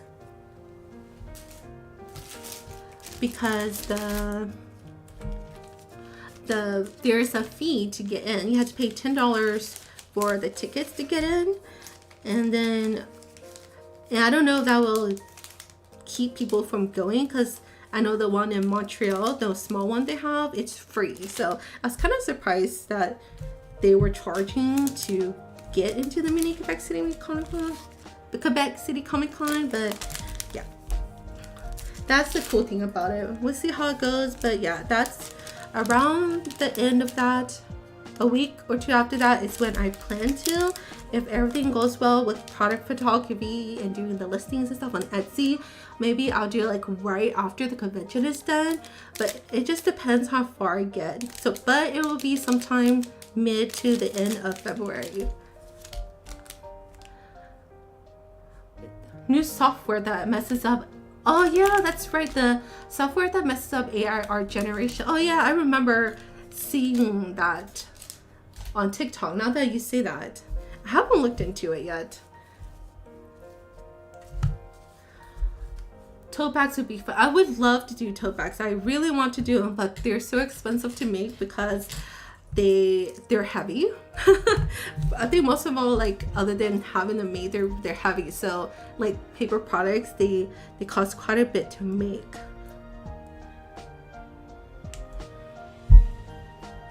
I'm terrible at editing and it kind of stresses me out. When I started doing YouTube videos, it really stressed me out too. But then, like, eventually, once you start doing your own, I don't know how long you've been editing videos, but since I've started doing my own vlogs, I started noticing, I think, a lot more things that YouTubers do when they do their editing that maybe most people won't notice. But also, as someone who does the same type of content and does editing myself, I started noticing like little things that people do, and I was like, when they do that, like, I think that would be really useful for me to do that in my videos as well. So I've started to do some similar things that other people do, not too much. Like, for example, there's someone I watch that does really quick edits. Like, you'll probably see like a second or two of what they're doing. It's really fast, but they're doing the same thing, so you don't need to see them doing the same thing for like 5 minutes. Instead, like, it'll just be like a clip, like a second of them doing everything in like 5 seconds. And I think, like, just trying to figure out your editing style really helps. I don't have like an aesthetic. Like, a lot of people have an aesthetic and it's really nice, but when I think about trying to have like an aesthetic when it comes to video, I think trying to have an aesthetic is more stressful to me than trying to just edit my video. So that's why I don't have an aesthetic. It's just me out just thinking about it. But like, when someone does have an aesthetic, it's really nice, really beautiful. Like, it comes out really beautiful. But for me, I just can't do that. So I know that I would never ever have an aesthetic type of video ever. But once you figure it out, I think it will be easier. I've started to slowly figure out how I want to edit things, so it's not as bad anymore. Like, I know that if I film something for like 7 minutes, I would most likely only use 5 seconds. It's kind of crazy how much you cut off when you when you're editing, but that's just how it is when it comes to this kind of stuff. It can be really stressful.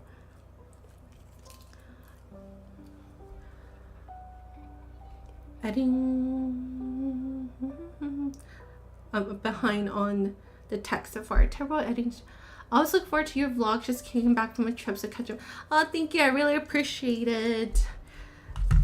Like I've seen slowly the growth of my channel and the views, and it's been really motivating me to just continue to do it. So I really appreciate it that you guys even take the time to watch me and watch me do silly things like these live streams and trying to figure out the setup and messing up the setup and messing up my sunflower keychains and everything.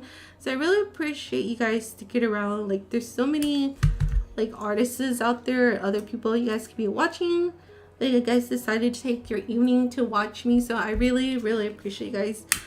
Do not understand how happy that makes me feel. I'm happy that there's people who want to talk to me while I'm live streaming. It helps a lot with the time going by, trying to finish this. Like we're almost at 2 hours of live streaming, so it makes me really happy that you guys are here with me. Like I felt like even though it's been 2 hours, like around the 50-minute mark, it did feel kind of long because like it was taking me forever to get through the sunflower keychains, right? Because I felt like it was taking so long for just 17 keychains. But yeah, you guys have been awesome. We've been here for like almost 2 hours together. That's really cool. I haven't started YouTube yet, just yet, but I know editing stresses out all of us artists. Oh yeah, it definitely does. What software are you guys using to edit your videos? Because I know like one of the things that stress a lot of people out is trying to find, oh, I didn't even check this. I think one of the main things before people even start editing their YouTube videos or even starting a YouTube channel is that finding a video editing software that's pretty good. And the video editing software that I'm using is Davinci Resolve, and it's a free program. So if you're not using, or if you're still looking for a free program, it has a lot of features, so it could be kind of overwhelming if you're not someone who's used to an interface that has a lot of different commands and everything. If you want something that's a little easier but better than Windows Media Player or like the Windows version editor, or the Windows video editor, I don't know what it's called, then you can try something called Shotcut. I used Shotcut for a while because back then my computer setup wasn't that great and my computer couldn't handle me editing my vlogs. My computer was so bad back then, but my husband has been kind enough, and I have been saving money to slowly make my computer PC better so that I can at least edit videos where like my computer isn't like huffing and puffing to keep up with it. So I did use Shotcut for a little bit because due to those problems, my videos were being rendered without sound, and like I was losing sound because of my computer and everything, so I had to switch to something that wasn't as heavy on my computer. So for a while I used Shotcut, but now I don't use it anymore as much for my vlogs. I use it for editing my reels, stories, and TikToks because I have a setting for editing that type of video, the vertical videos on there already, and it's really quick and easy. I don't need to open DaVinci Resolve. So I learned how to use 2 different programs just for social media.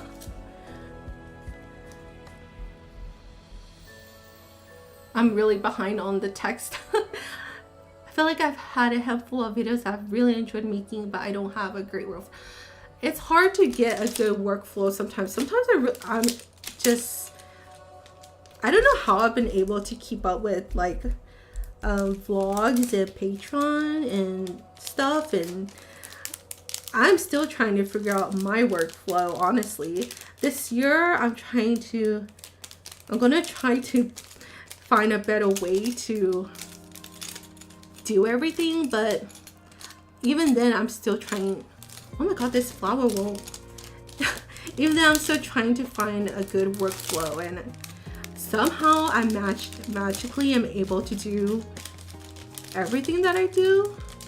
Something I still haven't figured out is how to art faster. I don't know why it takes me like forever to create my artwork. I wish I could finish it fast like some other artists do. That's something I would like to figure out to do faster doing artwork. Okay, so this little guy is good. Okay, editing is okay. It's the filming that makes me nervous. Yeah, when I first started doing like videos, like I did not want to hear myself. I did not want to look at myself. I felt so cringe editing. But then since then it hasn't been too bad. I've gotten used to it, so it's like it doesn't matter anymore. But sometimes it's like, what do I film for this week? Like I have nothing to film, then somehow magically I just find stuff to do and stuff to film. So I'm surprised that sometimes I even have content for you guys to watch.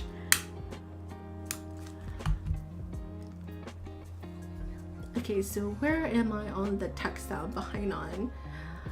I've been going back and forth. If I will restart my vlogs, you guys are amazing to be able to keep up with them. Yeah, it's definitely not easy to keep up with vlogs, especially if you're doing it weekly like I am. I don't know if I should keep doing weekly vlogs or do it every 2 weeks, but I feel like some weeks they're like very, very long and other weeks they're not as long. So for example, if I did every 2 weeks, like if I had con prep with like studio vlog stuff, let's just say that just happens to be the 2 weeks, like it would just be way too long. That vlog would be about like an hour. So I'd rather have like, sometimes I don't think I've ever had like a 30-minute vlog, but I think I've had some vlogs that are close to that. So I think I'd rather just have maybe a weekly vlog, and maybe if I don't film as much certain weeks, then they could just be like a 2-week vlog. I don't know. I rarely do 2-week vlogs because I don't want to edit as much. I spend 90% editing out all my ums and pauses. Oh yeah, there's times where I'm editing the same thing I say, like I'll say what I'm wanting to say like 5 different times. So a lot of the times I'm doing the same thing too.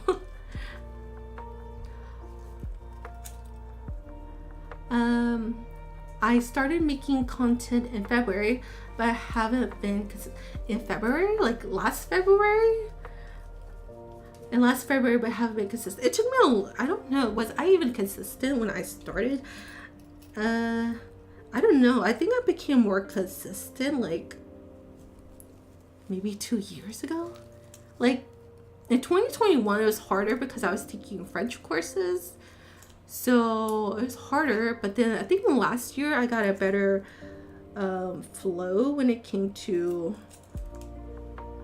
editing and everything. I still have to find a work-life balance and a balance with Patreon and everything, but hopefully this year will be better. I'm trying to be on top of it this year. Doesn't work that well with clean, smooth styles. Oh, okay, the glaze. I have used the script a few times now, and it cuts the process down significantly. Oh, don't have an aesthetic. I wouldn't even say I have a niche. When I first started like YouTube or even my small business, I didn't know what my niche was either. I was doing a lot of things. I was doing cute art, but I was also doing fan art, and I was also doing anime art, which is fine. You could do all 3 of them. That's totally fine.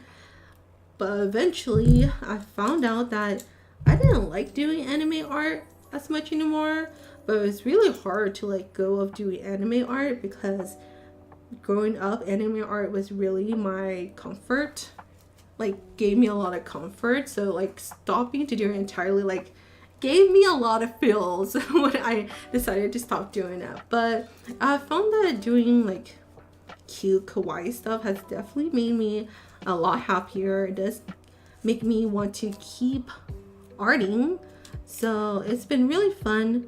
This year one of my goals is to try to draw more animals. I know that I draw Captain Froggo and Mushroom Con still so much, but yeah, this year I would definitely love to try to draw more. That is why more animals. That is why this month's Patreon features Jamie, which I should be drawing more because he is one of the first characters I started drawing again when I started getting back to digital art, but I haven't drawn him as much, so that's what I'm gonna try to do. Doesn't mean I won't draw frogs and mushrooms anymore because they're still fun to draw, but yeah, that's the challenge I'm giving myself this year: draw other animals. Something I would like to draw more of is birds. I am scared of drawing birds. I hate drawing birds. I feel like I can't draw birds. The one I drew for my A Day in the Forest sticker pack, it took me forever to draw. Like, I am not confident when it comes to drawing birds, but I would like to draw them more. So we'll see.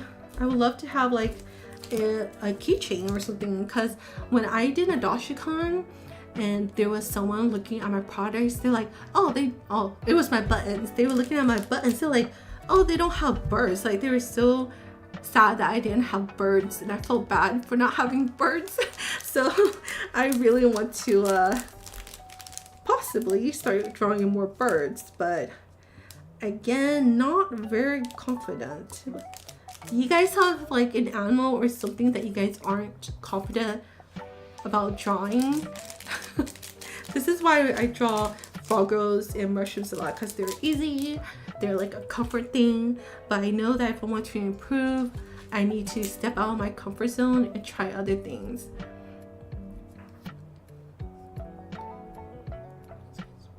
Okay, trying to like read back of what I've missed. I missed a lot because I think I keep talking for like forever, which I hope you guys don't mind. So I am a bit behind when it comes to the text, but I kind of want to read everything because I'm interested in what you guys have to say. May your videos, Miss Bev said your videos are great and fun to watch. Thank you so much, Miss Bev. That makes me really happy to hear that you guys enjoy my vlogs. It keeps me, encourages me to keep doing them. So that's why I'm still doing them. There have been many times I thought about quitting doing it because I didn't think anyone wanted to watch them. So it makes me happy that you guys are here telling me that. I ended up using After Effects or something Adobe since I already paid for it. Okay. Started with Adobe Premiere, but now I use WordShare Filmora.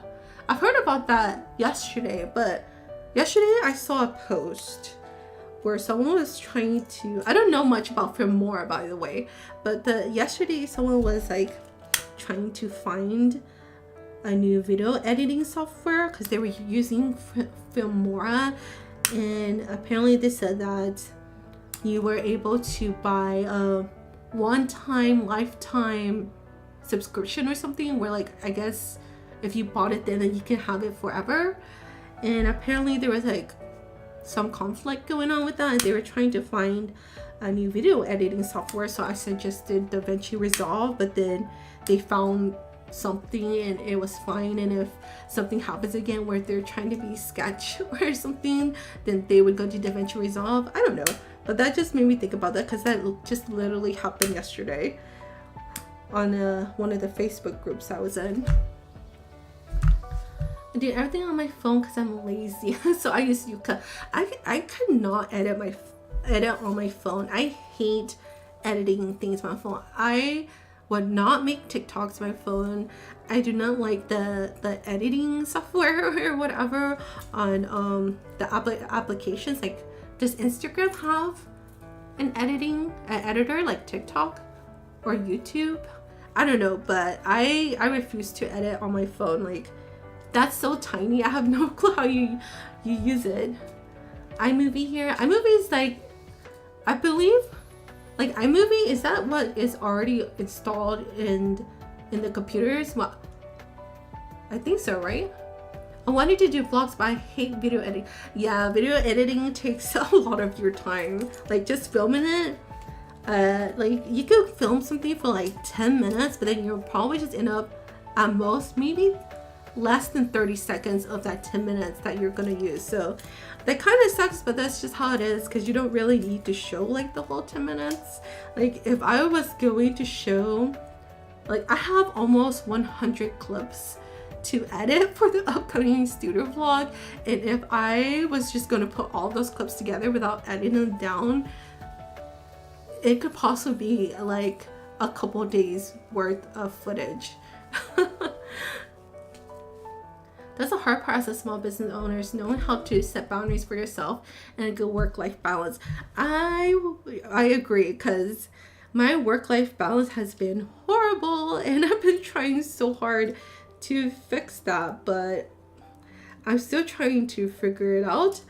This year, one of my goals is to stay on top of mostly Patreon, because I have realized, or I've known this for forever, that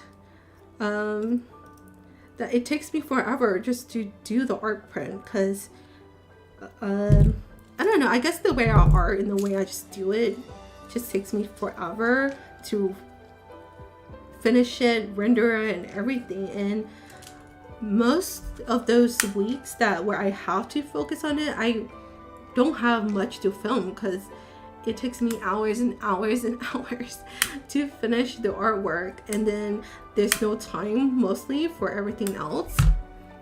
So I've been trying to stay on top of my game with that, because I was able to get most of January's goodies done before January, which I was really happy about. So I kind of want to keep that going. So right now I do have the February art print done. I'm not done.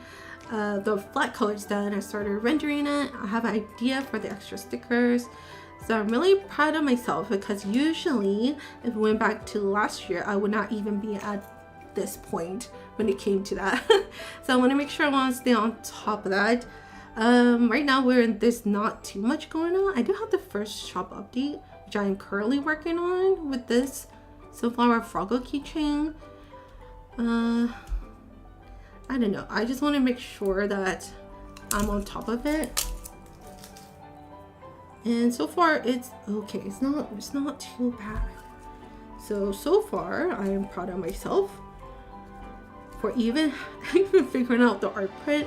I think another change that I did this year, decide that instead of having my patrons help me decide what each theme was gonna be, it did help a lot to finally decide that I would choose the theme instead, which is kind of scary, because you think about it, it's like, what if my patrons don't like the theme that I chose? So that's why I was like, it's better to just ask my patrons what they want. But this year I decided to try to figure out the themes myself, because I realized that, you know, if I already think about what I want to do, I can in my mind think about how the art print is going to look like, and then maybe I can stay ahead of the game with that. And so far, for now anyway, it has been true, because I am a lot farther than what I would normally be for the next Patreon goodie, so I'm proud of myself for that. I haven't drawn anything for my store in several months, to be honest. It took a lot for me to even draw these spring goodies. Like, what happened? I think after WeCon, I got in a rush, which was back in near the end of November last year. I got into a rush of creating these products, because I knew that I wanted these products in before the Mini Quebec City Comiccon, and I knew that since I did have that event, then the first shop update would be sometime after that event. So thanks to that, it motivated me a bit to do the art. I don't know where I got the sudden motivation to do it, but it was really nice. But Like if you still haven't done anything, it's totally fine. But I don't know how I managed to do it. Like I think I was a little bit burnt out around that time too, but for somehow like I was a little burnt out but also kind of motivated. I don't know how that happens, but I was also kind of motivated. But I'm glad I got it and made it happen. So right now everything is on schedule. Hopefully the thing I really need to focus on is on seasonal goodies. Like one thing I want to do is maybe do like a fun little summer collection. I always skip summer collections because like around that time I get kind of busy doing other things, so I don't think about the summer collection, and then I end up just going and skipping that to start doing autumn stuff. But I'm hoping maybe this year I might get to do that, but we'll have to see. And I want to make sure that my winter, Halloween stuff, Christmas stuff comes in time, and that I do read those releases in time, because last year wasn't that great when it came to all that stuff.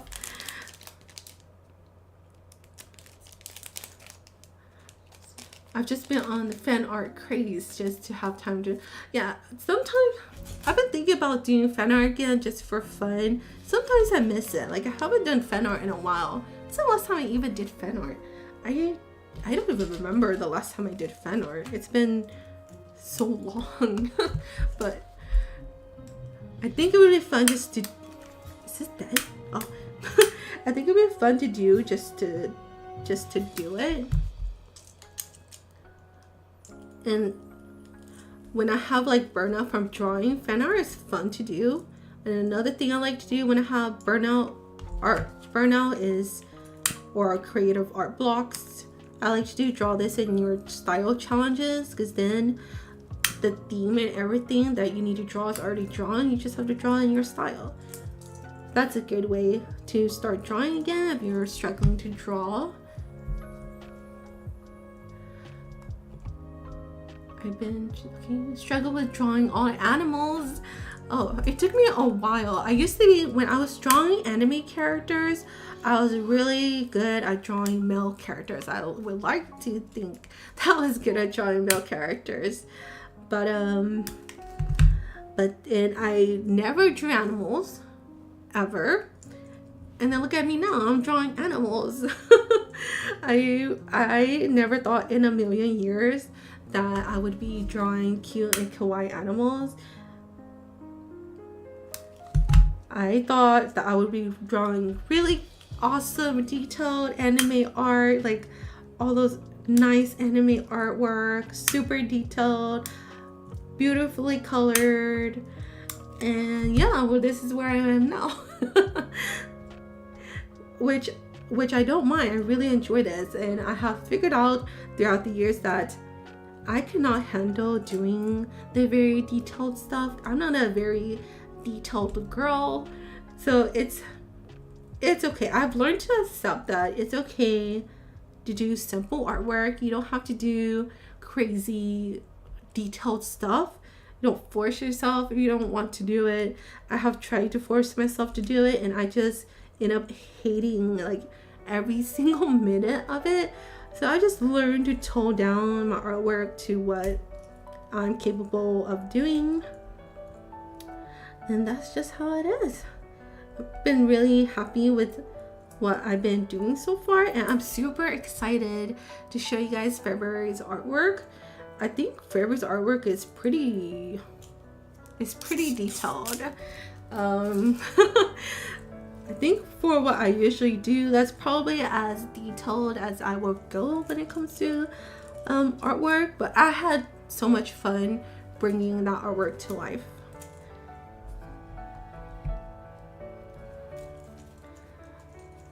Sorry, I'm behind on the live because I paused it. I used Davinci Resolve as well, but I struggled switching from iMovie. But I struggled.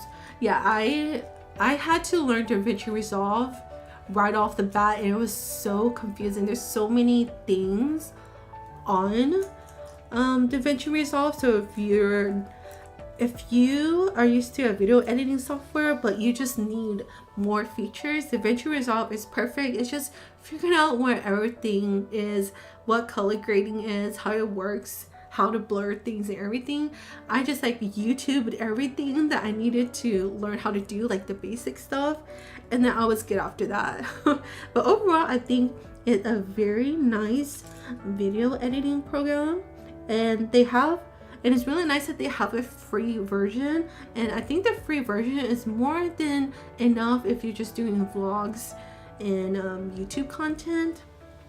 They also have a paid version, so if you're doing other stuff where you need the paid version, you definitely can pay for it, but it's nice that they have a free version, and I've been using it until it messes up on me and then I switched to Shotcut. But I haven't switched to Shotcut for vlogs in a really long time, since I've upgraded the components in my CPU, so my CPU can handle it more, which I'm really happy about. The days where I rendered my whole video and then I would, okay, this is my process. I edit the video, I watch it before I render it, right? And then after it's rendered, I upload it on YouTube. After it's uploaded on YouTube, I will watch it once all the way through on YouTube, because I want to make sure I zoomed in correctly on parts, that the audio is there and everything. So I'll watch it quite a few times before it's released to the public.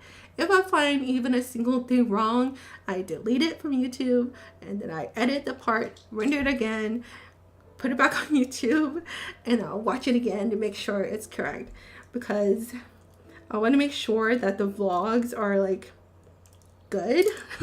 So sometimes I find like because the interface of Davinci Resolve is black, sometimes when you zoom in and out of certain shots, you can't see that the shot is not fully in the screen, so you have like black borders where you missed out on where to put the video.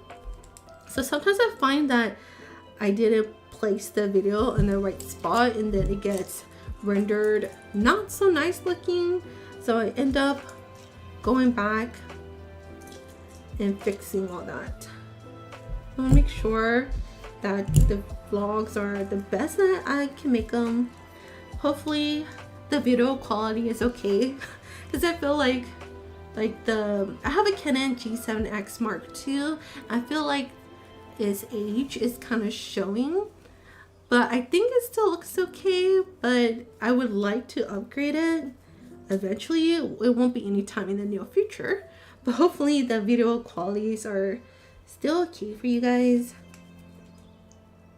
Maybe, I mean, I could use my phone, but I don't want to rely on using my phone too much, because I do need my phone for other things. So having to have video content on there and everything, it just wouldn't work, because I use my phone for other things too. I mean, I do have a mini SD card, which is really nice, so it gives me like space. But the last time I got my phone switched, the cell phone company said that they have taken the mini SD card slot out of the newer phones. So I was like, why would you do that? Because I've had my mini SD card for a really, really long time.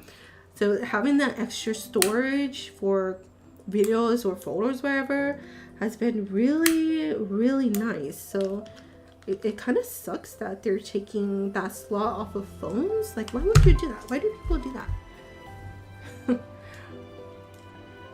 Oh, the iMovie came with Apple computers. Windows Movie Maker. Is that what came with the Windows computers? Windows Movie Maker? It's been forever. Like, I used to mess with Windows Movie Maker a lot when I was a kid. Like, back in the 90s, when you didn't have internet and much to do, I would randomly make like anime YouTube edits on Windows Movie Maker. So that was like my first time editing things for fun. So I forgot the name of it. Windows Movie Maker is the name, I think. That was so fun to do back then. I think this is okay. This ring, it's not too bad, but it could be a little bit better.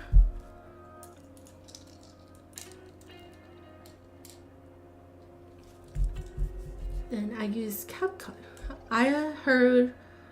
You heard about the Fillmore drama when I was looking into it before buying it. It's still affordable, so I don't mind. Okay, that's nice.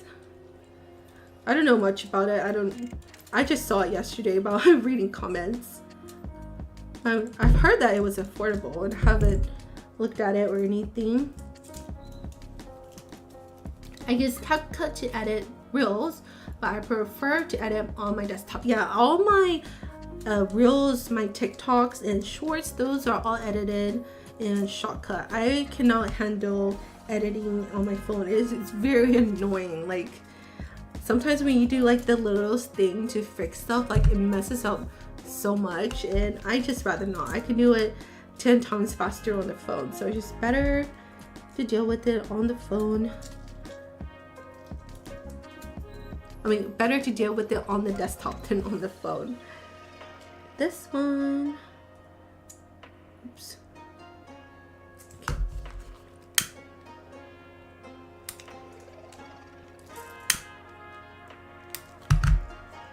Looks okay, it just needs a little wipe. I don't prefer super detailed or realistic artwork. I really love cute and simple stuff personally. Oh, that's awesome. I thought, I don't know, when I was a young and aspiring artist, I thought that for some reason I would do like the super detailed anime artwork. But yeah, I found a lot of joy in doing this simple stuff. It's been a lot more fun doing this compared to what I used to do.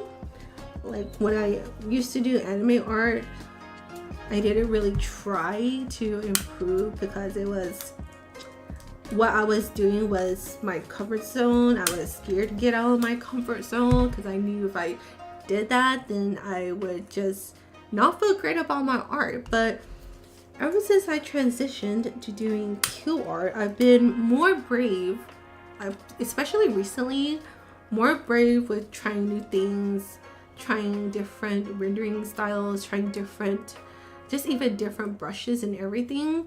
So I have noticed how much better my mentality is when it comes to just doing artwork in general. And I've just been a lot more happier with myself compared to in the past when I would question if like my artwork was good enough. So yeah, do what makes you happy. Like I love seeing the really detailed artwork. Like I see it on Instagram and it's so beautiful. It's like, I wish I could do that, but I know I wouldn't want to do it. I'm a pretty patient person. Like I've done so many crafty things that require so much patience, and a lot of people tell me that I'm a really patient person, but I think when it comes to that kind of stuff, like I don't think I would have the patience to color that. Like it already takes me a really long time to just finish the artwork I already do, so I would not want to imagine how long it would take me just to even do like super detailed artwork. It would probably take me like weeks, even maybe even a whole month, and with the pace that I usually do artwork at, that would be insane. I would never get anything done. This one looks pretty good.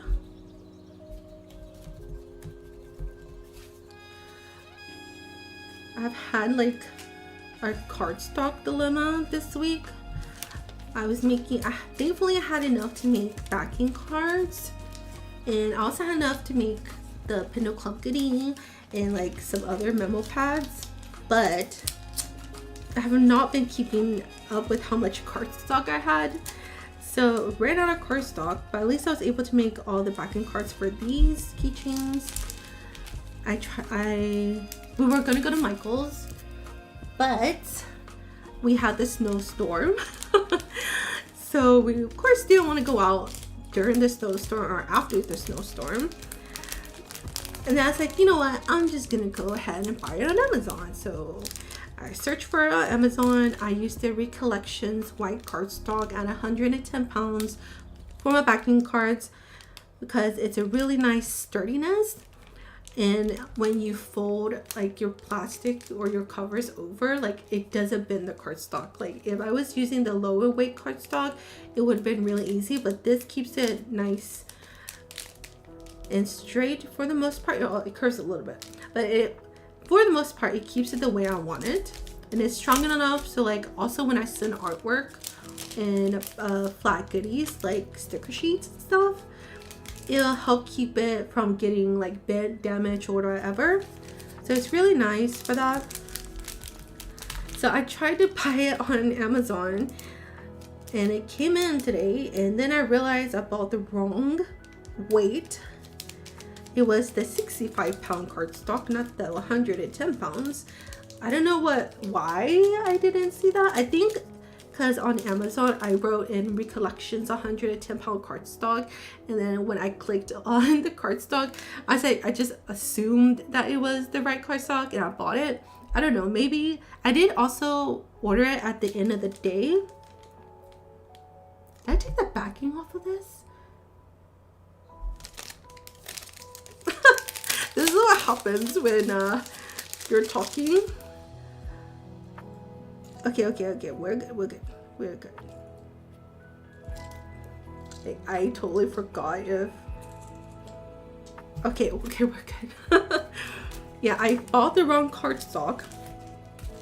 I think another reason why I thought it was the right cardstock was because it also costs around how much it costs at Michael's. So here in Canada, if I bought a 110-pound cardstock Recollections, it's the 100 sheets in there, it costs me $20.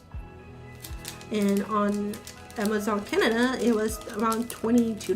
So I was like, oh, that's not bad. That's not too much more than how much it is at Michael's. So I bought it, and then I received it today, and I realized that it was the 65-pound cardstock and it was only 50 sheets. So I was like, how come the lower weight cardstock costs us the same on Amazon as the heavyweight cardstock at Michael's? Because I have looked for that exact cardstock, the one that I use on Amazon before, and it was $60 on Amazon. I said, why is this $60 at Amazon? Because if you just go to the Michael's store, it's $20. It's insane how much more things are just on Amazon versus if you just went to the store to go get them.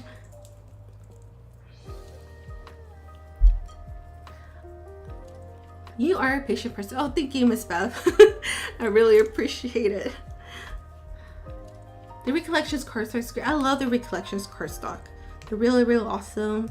I think, is that the only brand they have in Michael's, like the Recollections brand? Like, I have tried to use like whatever cardstock Staples has, and I just don't like the Staples cardstock.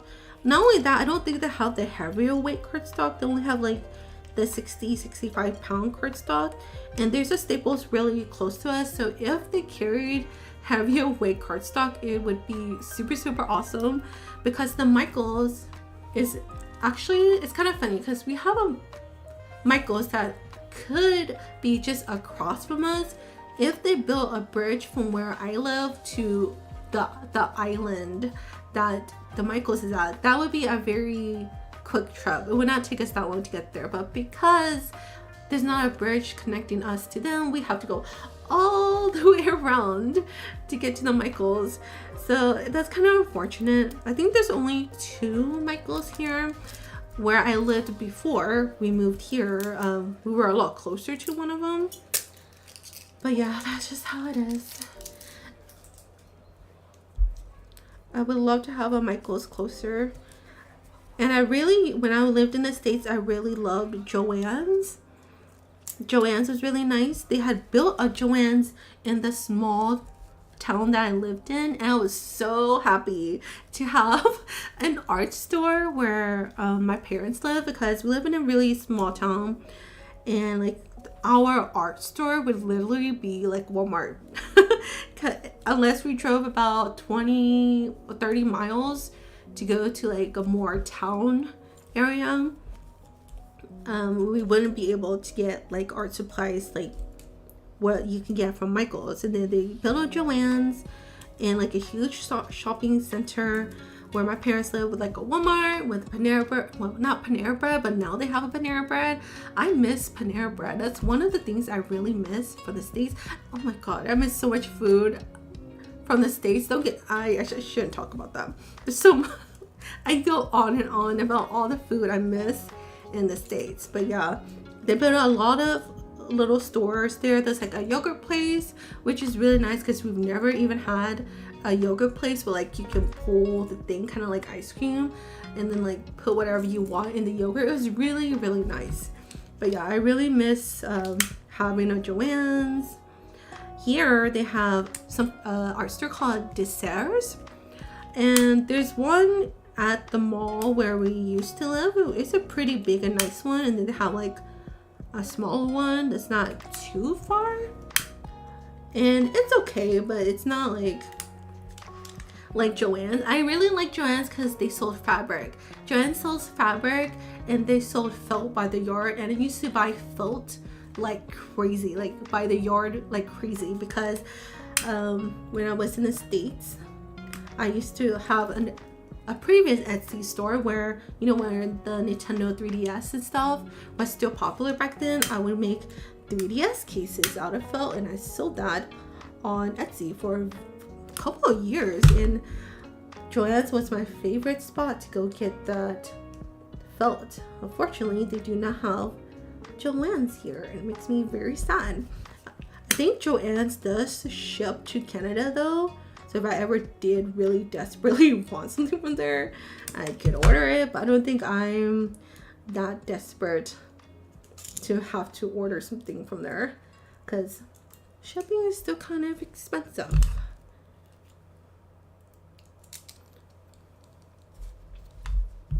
My pace is pretty slow and I'm impatient, but I feel like I'm starting to find a style that feels accessible to me. I tend to give up on long projects, but I want to get better. Yeah, when things start getting too long, especially artwork for me, like I start kind of losing hope.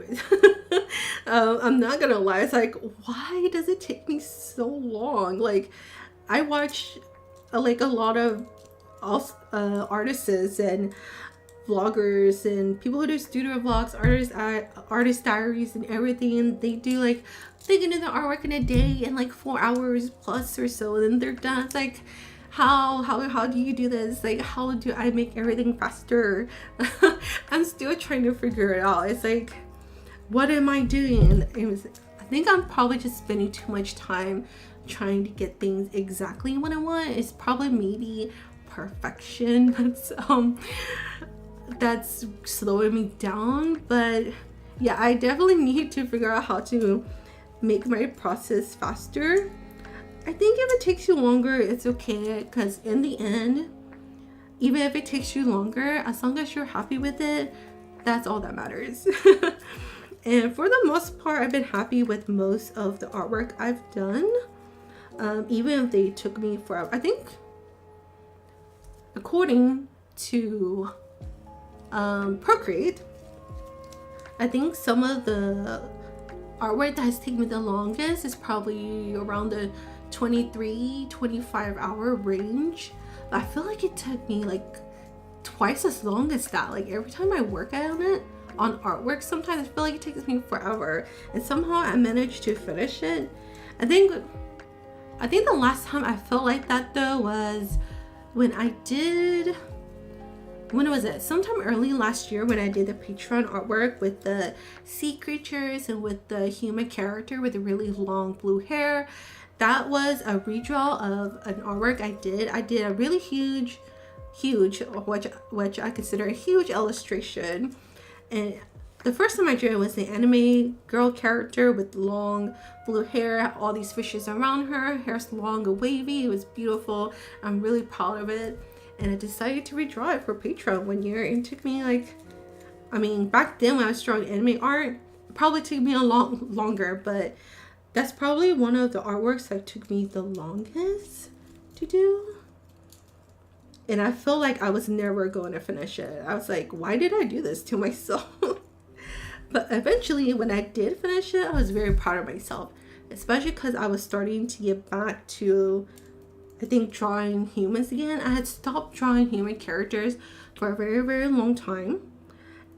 And this year, I'm actually going to try to draw more human characters. And because you guys hear, the February art print does feature a human character. So I'm super excited about that.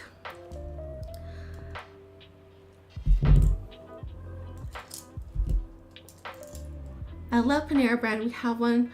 Oh my god, I miss Panera Bread so bad. I don't want to start ranting about all the food I miss from the States. Like, when I go back to the States, I will be eating a lot. I guarantee you that. There's so much food I will be eating when I go back. I feel like I have always lived extremely close to everything. Maybe it's a New England thing. You're so lucky. Where I grew up, it would take us about 10-ish plus minutes to get to an area that actually had like the Walmart, grocery stores, just to get your standard things, fast food and everything.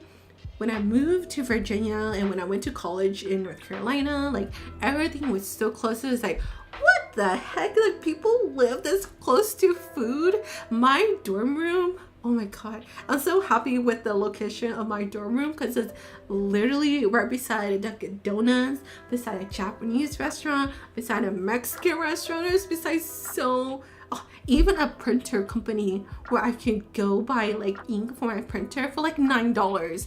It had almost everything I needed, like just literally across the street from my dorm, and I was so happy about that. Like, that was amazing because in college I majored in English with a minor in creative writing.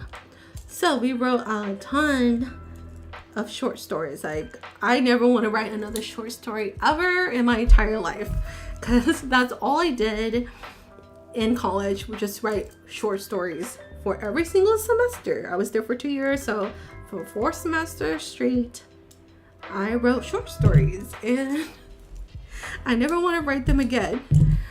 One of the what was I going to say about that? Oh, one of the classes I wanted to take was a class that would teach you how to write longer books, like, you know, like a Harry Potter series book. You know, there's a crap ton of books like that, and just longer books and not just short stories. But unfortunately, that class wasn't available, so it was just available every so often. So while I was there, it was not open for me, so I was really sad about that. So I had to write short stories instead for 2 years, and I don't know how I feel about that. I never want to write short stories again. Tell us what foods you miss from the States. I'm curious what they don't have in Canada. Okay. This might be long. Okay, when it comes to food here where I live, I don't know how it is like other places. Maybe it's just here. If I want food, like fast food, they mainly eat chicken. So it's chicken with fries, poutine. You don't know what poutine is? It's like fries, cheese wedges, and like this gravy sauce. But it's not like gravy for mashed potatoes. I love gravy with mashed potatoes, but the gravy is different, and that's like their main thing: chicken, fries, poutine. So like when my husband asks me, oh, what do you want to eat? I was like, I don't really have a choice because one, sushi is super expensive. We do have a few sushi places, but of course sushi is expensive. Then other than McDonald's, and there's not really much to choose from when it comes to fast food, especially if you're trying to get it delivered here. And there's just so much food. I miss Panera Bread, in the States when what was I gonna say? When I lived in North Carolina, I don't know if I really enjoyed Bojangles, and I really miss Bojangles. I don't know if like it's like in the West Coast, but Bojangles is around the East Coast. And then I also miss, the thing I miss most is Chipotle. I really, really, really want Chipotle. And where I used to live with my parents, we had a lot of Mexican restaurants. So we could get really good Mexican food almost in like every corner.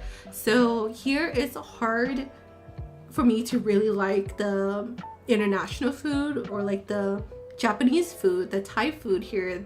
And everything is, of course, it's catered to the tastes of the people who live here. So I don't really like the taste of those type of foods here versus when I was in the States. So I'm a lot more picky with Chinese food, Thai food, Japanese food, everything here. It's kind of hard to find like just a standard Japanese restaurant to go to here, because I feel like most of the ones here are more like luxury, so they're more expensive. And usually like you get cheaper Japanese food in the States. What are some other foods I miss? I just miss like in the States, in where I live, I miss the McDonald's sweet tea. Is super sweet. So if you're not from the South, you're not going to like it. But I miss the Southern sweet tea from McDonald's. And again, I miss like Thai food, Chinese food, Japanese food in the States. I miss so much food. So much. I don't even like the McDonald's here that much, but you know, what can I do? It's what's here. And I used to like poutine. When I came here, it's like, oh, poutine is awesome, it's nice, like it's something new, it's something different. But now like I don't really care about it. It's like when I look at the gravy, I want it to taste like mashed potatoes gravy, and it doesn't taste like that. So it makes me a little sad sometimes, because sometimes when you go to the restaurants, when you get like certain foods, like you can get mashed potatoes or fries with it, right? But here mostly it's fries, like automatically. And I just think it's kind of weird. Over here, my husband says like one of the foods that I really liked in the States was like a standard steak patty, a hamburger steak with like gravy on top, and then with like onions and mushrooms, and then like mashed potatoes beside that with gravy.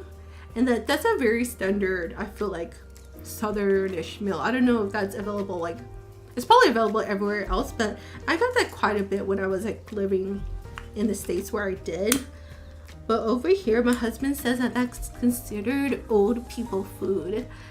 Yeah, the Salisbury steak, that's right. I love Salisbury steak, but my husband says that that food is considered as old people food here. I was like, what are you guys talking about? That's not old people food. It's like amazing. So you guys, do you guys want to know like some weird differences between here in the States that I had to get adjusted to when it came to food? Okay, let's start. First of all, of course, like the most famous thing is, of course, there is milk in bags. So you can buy milk in a bag. It comes with 3 packs of milk in a bag. You have to buy this pitcher to put the milk in, and you cut the corner, and then you pour the milk like that, which I thought was crazy. I was like, I don't think you would ever see this in the States. So I have rarely seen like milk in a jug.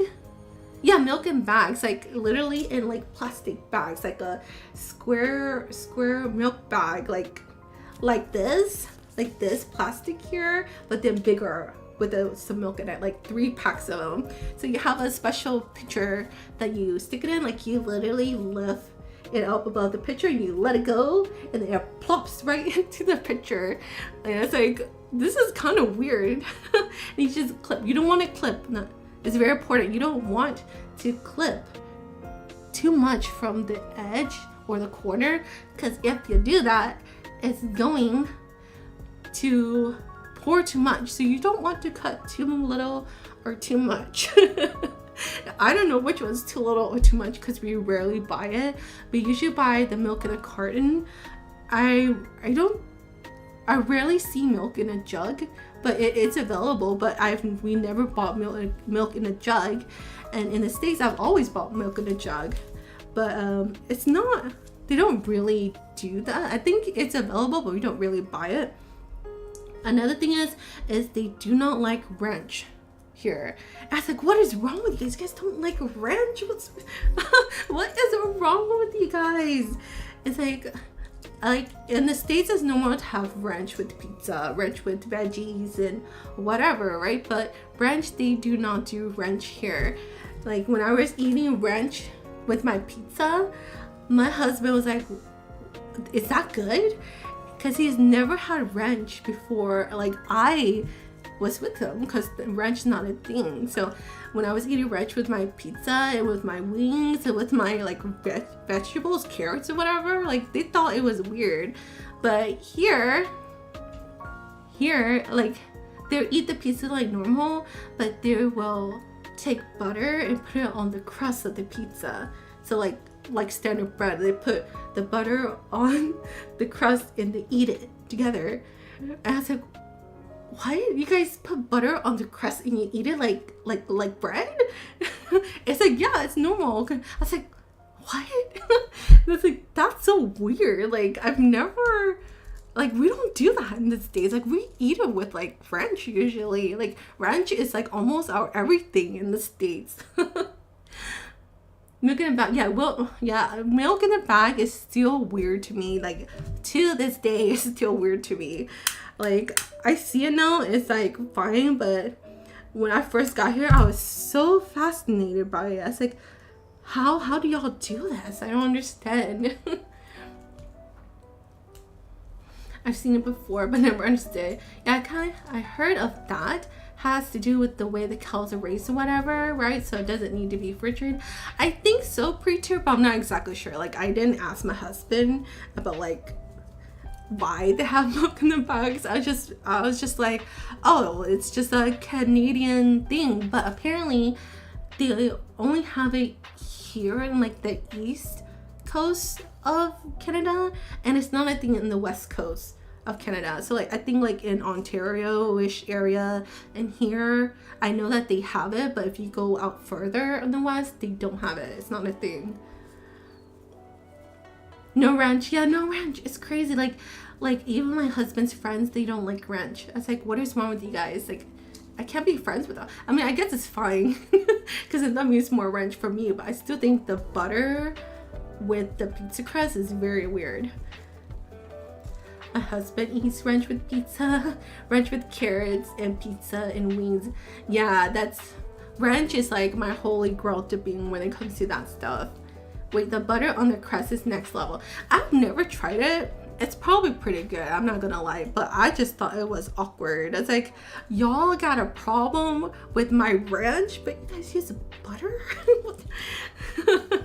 It's probably pretty good. I should actually, next time I'm going to try it, and then randomly in a vlog I'll tell you guys about it. How about that? I don't know next time I'm gonna have pizzas, because honestly I'm not really a pizza person. Like if someone's like, hey, let's order pizza, I'll be like, okay. But then like, yeah, next time I'll update you guys that whenever that happens. Who puts butter on their crust? My friends. My husband's friends put butter on the crust.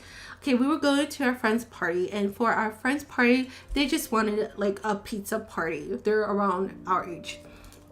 So they wanted a pizza party. So we went there, had our pizza, and then like they're like, hey, go get us the butter. And I was like, what do you need butter for with pizza? And then I saw them take like the little like utensil knife thing, and they started taking the butter and just swiping it all over the crust. And I was like, what are y'all doing? It's like, y'all don't even have ranch in like y'all just smothering butter all over that. And they were like, yeah, it's like normal here. I said, oh, but you guys don't have any ranch? They didn't have any ranch for me. Like ranch, they do not care about ranch. Apparently they think ranch is disgusting. But yeah, I don't know. I don't think I could be friends with my husband's friends anymore. Come on, guys. And Meg, you're making me really hungry. Oh, I'm sorry, Bev. Before I came on, we made turkey fried rice. We got turkey from my husband's, my mother-in-law brought us turkey, and we just had like, I'm not a huge turkey person. I don't really care about turkey, and usually I'll only eat it when, like, if I was in the States for Thanksgiving. But apparently my mother-in-law had made some and she gave us some, so I decided to make a turkey fried rice, and then that's actually pretty good. So I'm actually filled and I'm okay right now. Bags actually consume less energy and water compared to jugs to make it, and it's a lower cost for the producers. That's probably why they do it, small paper stars. But I still think it's a little weird seeing that was my first time seeing it. I still think it's kind of weird. I gotten used to it, but I think the 6 years I've been here, like I've only used the milk bags like 1, 2, 3 times, not that many times. So that's where Papa John's Pizza got their idea of a butter. They serve butter with the pizza. Oh, okay. I didn't know that. I used to really like Papa John's Pizza. Okay, butter of crust is not a Canadian thing. It's the first I've ever heard of it. Maybe it's a Quebecois thing. Maybe it's like a Quebecers thing. So I wouldn't be surprised. Let's all pitch and get made some ranch. Oh my gosh, my husband didn't start buying ranch until I married him because he thought ranch was disgusting. He has slowly come to love ranch, but like he still doesn't really eat it as much. I use it more than he does. You know, I'm American and that's how it is for me. Butter on pizza with cheese is like a lactose nightmare. Like, well, apparently the Quebecers really love it. It's not part of the group. I'm still thinking about the milk in a bag. Oh, I'm gonna try a butter on crust. I'm looking forward to your update. Yeah, I don't know the next time. Actually, the funny thing about the pizza is that my husband had pizza yesterday. So I could have tried it yesterday, but yeah, next time I try it, well, if I remember, I will let you guys know because it's a thing here.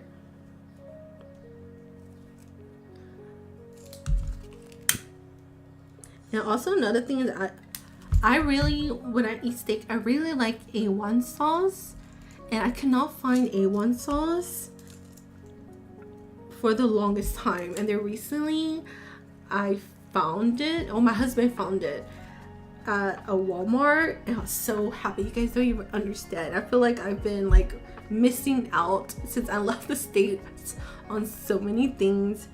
It's really, it's been hard when it comes to the food. But at least one redeeming thing is recently I found an Asian store here that's actually very kind of similar to other Asian stores. It's like a Thai / Vietnamese store, and it's very, when I went inside, it made me feel like I had gone to a similar store in the States, and it had a lot of foods that I used to eat when I was in the States there. So it made me feel really comfortable being there, and I was really happy to find this place. Like, there's certain foods that you would not find outside of that store that was there, and some foods that I thought I would never eat again unless I went to the States. So for example, there's a bunch of Asian food. For example, papaya salad, one of my favorite foods in the world. If you don't know what papaya salad is, it's basically they take not ripe papaya and they're like shredded down to like strips, and then they pound it in a pedestal with like hot chili peppers, hot Thai chili peppers, and like I believe shrimp or crab paste and all these other things, like to make a kind of sour-ish, sweetish, and hot salad. And that's something that was available at this Asian store, and I was so happy to find this Asian store because we had went to another Asian store, but they were not offering all that stuff. But thankfully I was able to find stuff to make like my favorite Asian foods that I used to make when I was living with my parents. So it's been kind of nice on that part, but still, like, there's still a lot of food that I still miss from the States. Like even just a standard chili cheese dog, I would kill for a chili cheese dog right now. Like those were so good in the States. Like here, it's not a thing here. So yeah, it's not the same. The food. But I think like when I talk to my husband about the food, the thing I miss the most is definitely one of the things is Chipotle. Thankfully here where I live now, we have a bubble tea place here that's actually good. The bubble tea before here is so weird. Like it's literally just tea. And I like the milk tea, by the way. They did not have the milk tea. So usually the bubble tea here is just like tea with the boba in it, and then like the flavored boba, like that will burst in your mouth and have like fruity flavors. I hate those. I just like the standard boba, black boba, and my favorite boba flavor is melon boba. So finally, not too long ago, they opened that Vietnamese restaurant, and it's been amazing. It's been nice to be able to get pho. Pho is one of my comfort foods when I lived in the States, but I don't really know how to make it because usually a good pho takes like hours and hours and literally almost a whole day to make. But my parents used to make a really fast version that would only take maybe like an hour or two to make. And I noticed some of the ingredients to make it at the new Asian store that we went to recently, but I don't know like exactly how to make it. But then the Vietnamese restaurant that opened up with the boba and stuff has a really good pho, so I'm really happy. I'm really happy that I could find it here and that it's good. I've been so desperate to find good boba because all the boba that I've tried before now has not been really good compared to what I was able to get in the States.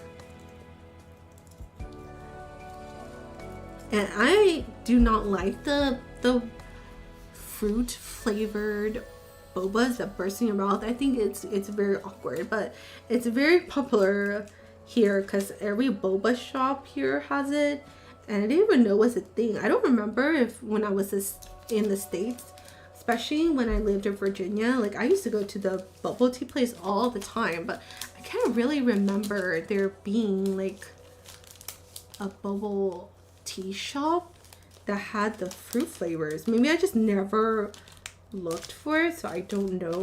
But yeah, I'm just glad there's finally a good one here. I only had pho once, but it was very good. I love pho. Pho is so good. Speaking of pho, what exactly is it? It's basically a noodle dish, but it's like, I don't really know how to explain it. It's a beef noodle, I think it's beef noodle soup. It's a Vietnamese, pho is Vietnamese. It's a noodle soup, and with a lot of different flavors. It's very fragrant. And it usually has things like pork balls and shrimp, but depending on how fancy you want to get it. Shrimp, pork balls, shrimp. Sometimes there's slices of thin slices of beef in there. Like usually the beef would be cut very, very thin, so it will be put into your bowl raw. But then the noodle soup would be really hot, so it would be poured over that, and then it will kind of cook the beef to a medium rare, and it's really good. So it's basically a noodle soup, and it's something I grew up eating, and I really enjoy it. So I was very happy to find a place here that has it. It's very hard to find like the Asian food here that's really good, because there's a certain taste, of course, that I have from growing up eating it a lot, and then like the taste is here. And they have a restaurant here called Thai Zone. It's a fast food Thai restaurant, and like their pho is horrible. When I went to go do French classes, so the French classes I did was with other people who was immigrants who came here from all over the world, not just from like the US. There was people from Mexico, people from Pakistan, people from like everywhere, China and everything that was there. And one of my friends, they said that they really loved Thai Zone, and the food that they serve there is not really good. It's not. I ate it once. I'm never going back to it. And they said that they really loved Thai Zone. I was like, you are missing out on really good Thai food. This is not it. You guys are missing out.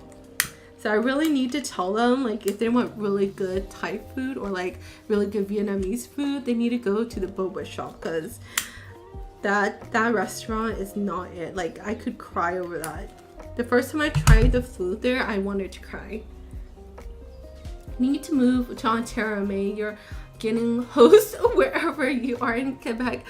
Like, I used to joke with my husband a lot about living here in Quebec, because if you guys don't know, Quebec is the province where they speak French, right? And there's other provinces. If you don't know what a province is, it's basically a state, like in the US.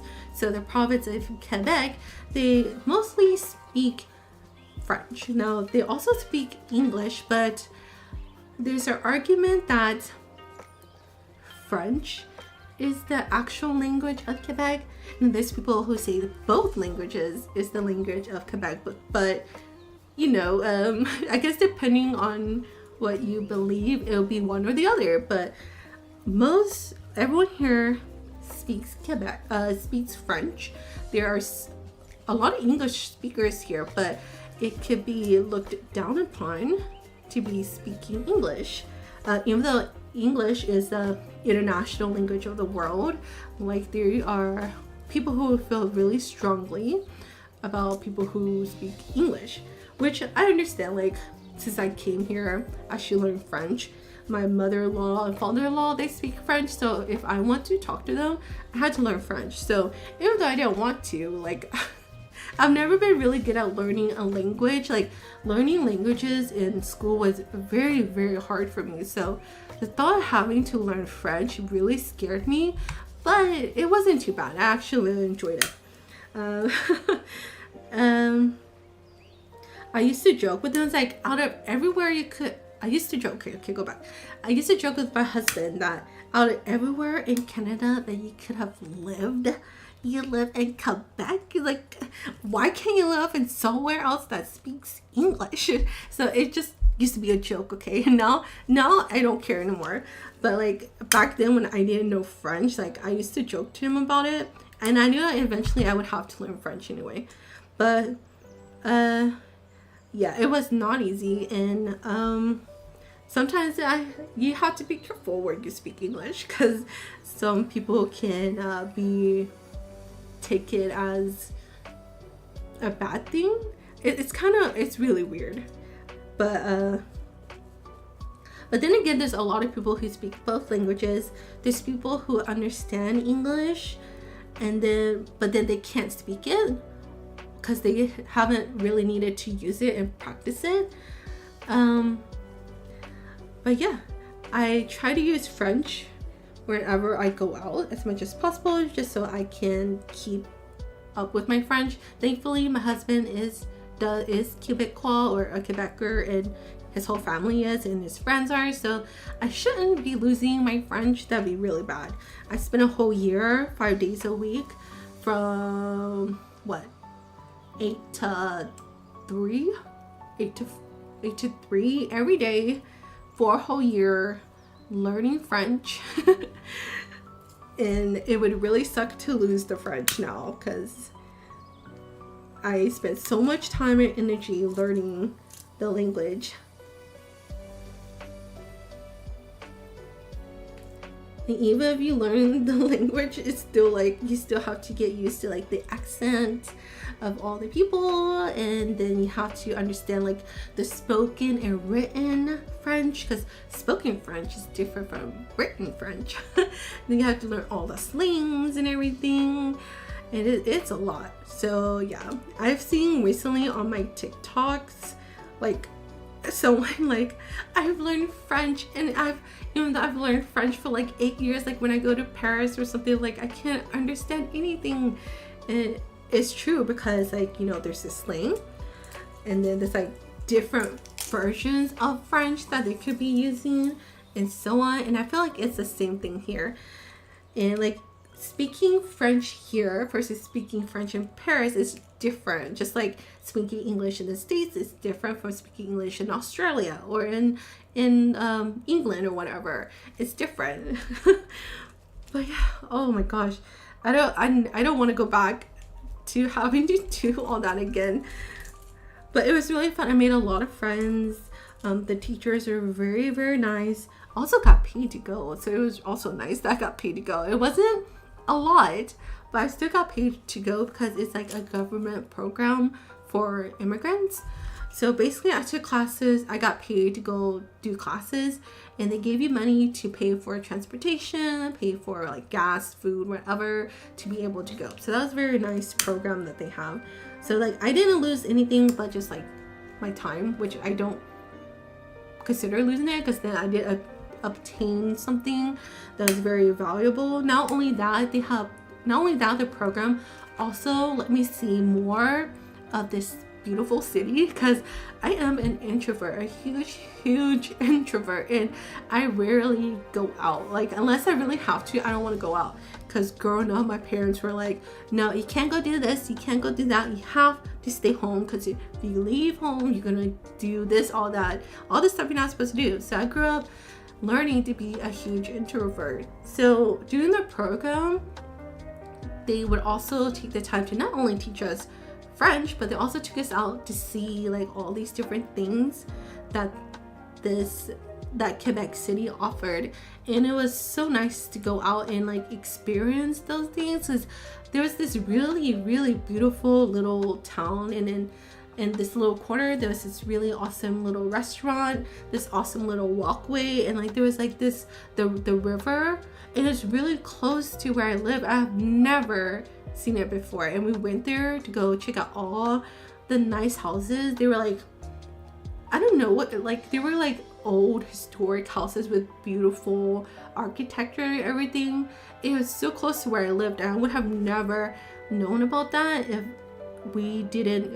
I didn't go do that program. And that program was amazing. Like I would have never expected it to be as great as it was. It was nice to make all those friends as well, because je ne comprends pas. You know, the thing about spoken French is they don't use the ne when you speak French. So if I said like I don't understand, I could just say je comprends pas, because you don't need to say the ne, and they would understand because you said the pas, which is kind of funny. But of course when you're writing it, you would write it above it. If you're saying it, you don't need it, which I still think is kind of funny. But it's kind of hard, because like when you do written English and spoken English, it's basically the same. Well, the commitment, yeah, it was a lot of work, like a lot of waking up early. I'm not an early bird, by the way, so waking up at 6 a.m, eating breakfast, going there, taking about 2 hours of French class, and then a break, probably like 15-minute break, and then continue classes till lunch, then eat lunch, then after lunch more class, and then that's the whole day, and then repeat it the next day. I want to learn Spanish because my partner's family speaks it. Yeah, it's definitely, I really wish when I was in college that I took Spanish, because Spanish would have definitely been the better language to learn, considering like in the States there's many people who speak French, but I'm not French, who speak Spanish, but I decided to take German instead. Which it doesn't matter, but I did need to take a language to graduate, and I took German instead, because it's like, you know what, I've had to take Spanish so much when I was in high school and middle school, so I was like, you know what, I'm gonna take German. And I did take German, and it was hard. And I passed somehow, because I had to do, I think, 3 levels of German or any language to graduate, to be able to get my diploma for college. So I took 3 levels of German. Again, don't know how I passed, but I managed to. But I really wish I would have taken Spanish instead, because I think Spanish would have been a lot more helpful. But I just wanted to take German because why not? I actually wanted to take Korean, but Korean wasn't available in the college, the university I was going to.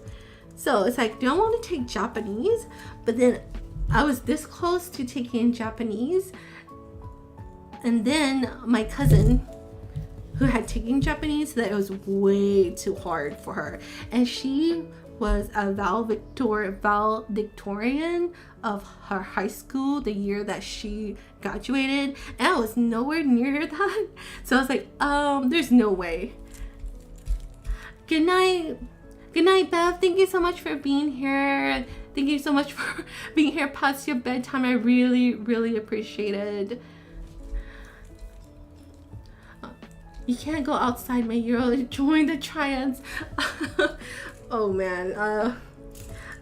Yeah, there was many things I could not do when I was a teenager. Like, my parents basically made me an introvert.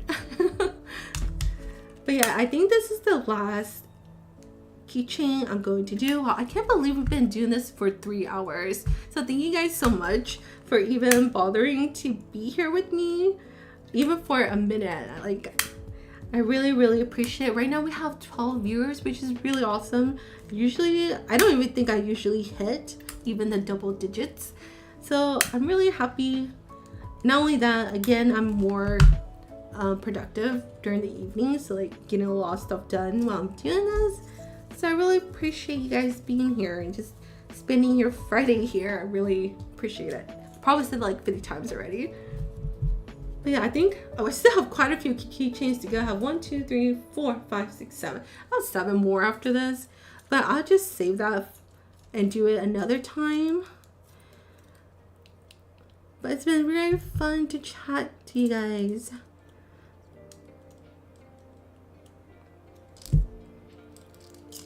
Oh yeah, you guys want to know something that I thought was kind of weird when I learned French. You know, in English we say like, oh, I am 30 years old. Here they say I have 30 years old.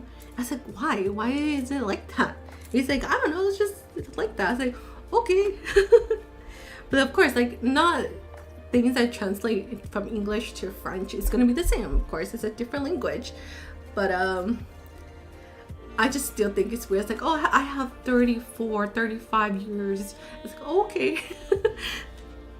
So one of the things, and oh my goodness, just like all the conjugations, I don't even want to think about it. I don't even know how I remember most of the verbs that I remember. Sometimes, like, magically when I'm talking to my husband in French, I don't talk to my husband in French often, but like I do Franglish, which is kind of funny because sometimes I'll start speaking to him in English, and then I'll throw in a French word, and then he'll be confused because he still thinks that I'm speaking English and he won't understand what I'm saying. But yeah, it's been kind of fun to do like Franglish, just be able to do that. And sometimes when I'm trying to like think of certain words, I was trying to talk to my mom and I started speaking French. I was like, oh my goodness. And my mom only speaks Hmong. I'm Hmong, so she only speaks Hmong. So I was talking to her in Hmong, like I was sending her a voice message in Hmong, and suddenly I started throwing in French words. I was like, I need to stop doing that. Like, I cannot do like Hmong, how do you say it? Mensch? Like Hmong in French? I can't do Mensch. Okay, that's a whole nother tier of language stuff. But it's been kind of fun. Like, French has actually like been the language that I've actually learned the best, besides English, of course. And then like I've also learned, like in middle school we got exposed to German, we got French, Spanish, of course. So those are usually the standard languages that are offered where I went to school. And then in high school, then you can also learn those languages as well. And then since I was exposed to German in middle school and I was kind of interested in it, I really liked the teacher who taught German in middle school. So I was like, you know what, let's take German. And it's been, I have no clue how I passed German. It was not easy. I had the hardest time like even speaking the most simple phrases, because you know when you speak certain languages, you have to do certain things with your tongue to make certain words sound right? And I couldn't do all that tongue stuff, so it was kind of weird. And even the most basic German phrases, I couldn't even say them right. But somehow, thankfully with French, I was able to improve and figure out how to do that. So hopefully I will continue to, well, hopefully I won't lose the French, first of all. Always great to support a fellow artist streamer. Thank you so much, Pre-Tier. It's been fun. It's been a fun 3 hours. Thank you so much. Lemon, Lori, Small Paper Stars, thank you so much. I actually finished one of the drawings I've been put up. Oh, awesome. That's awesome. We were productive together. So yeah, that would be it. Thank you guys so much for being here. I really, really appreciate it. It really encourages me to stream again. I will probably I'll probably do another stream in about a week or two doing the February Patreon artwork. We'll see if I feel like it. It depends on how busy I am, but I do plan to do a second one probably around the same time because this seems to be like a good time. But yeah, thank you guys so much, and I will talk to you guys next time.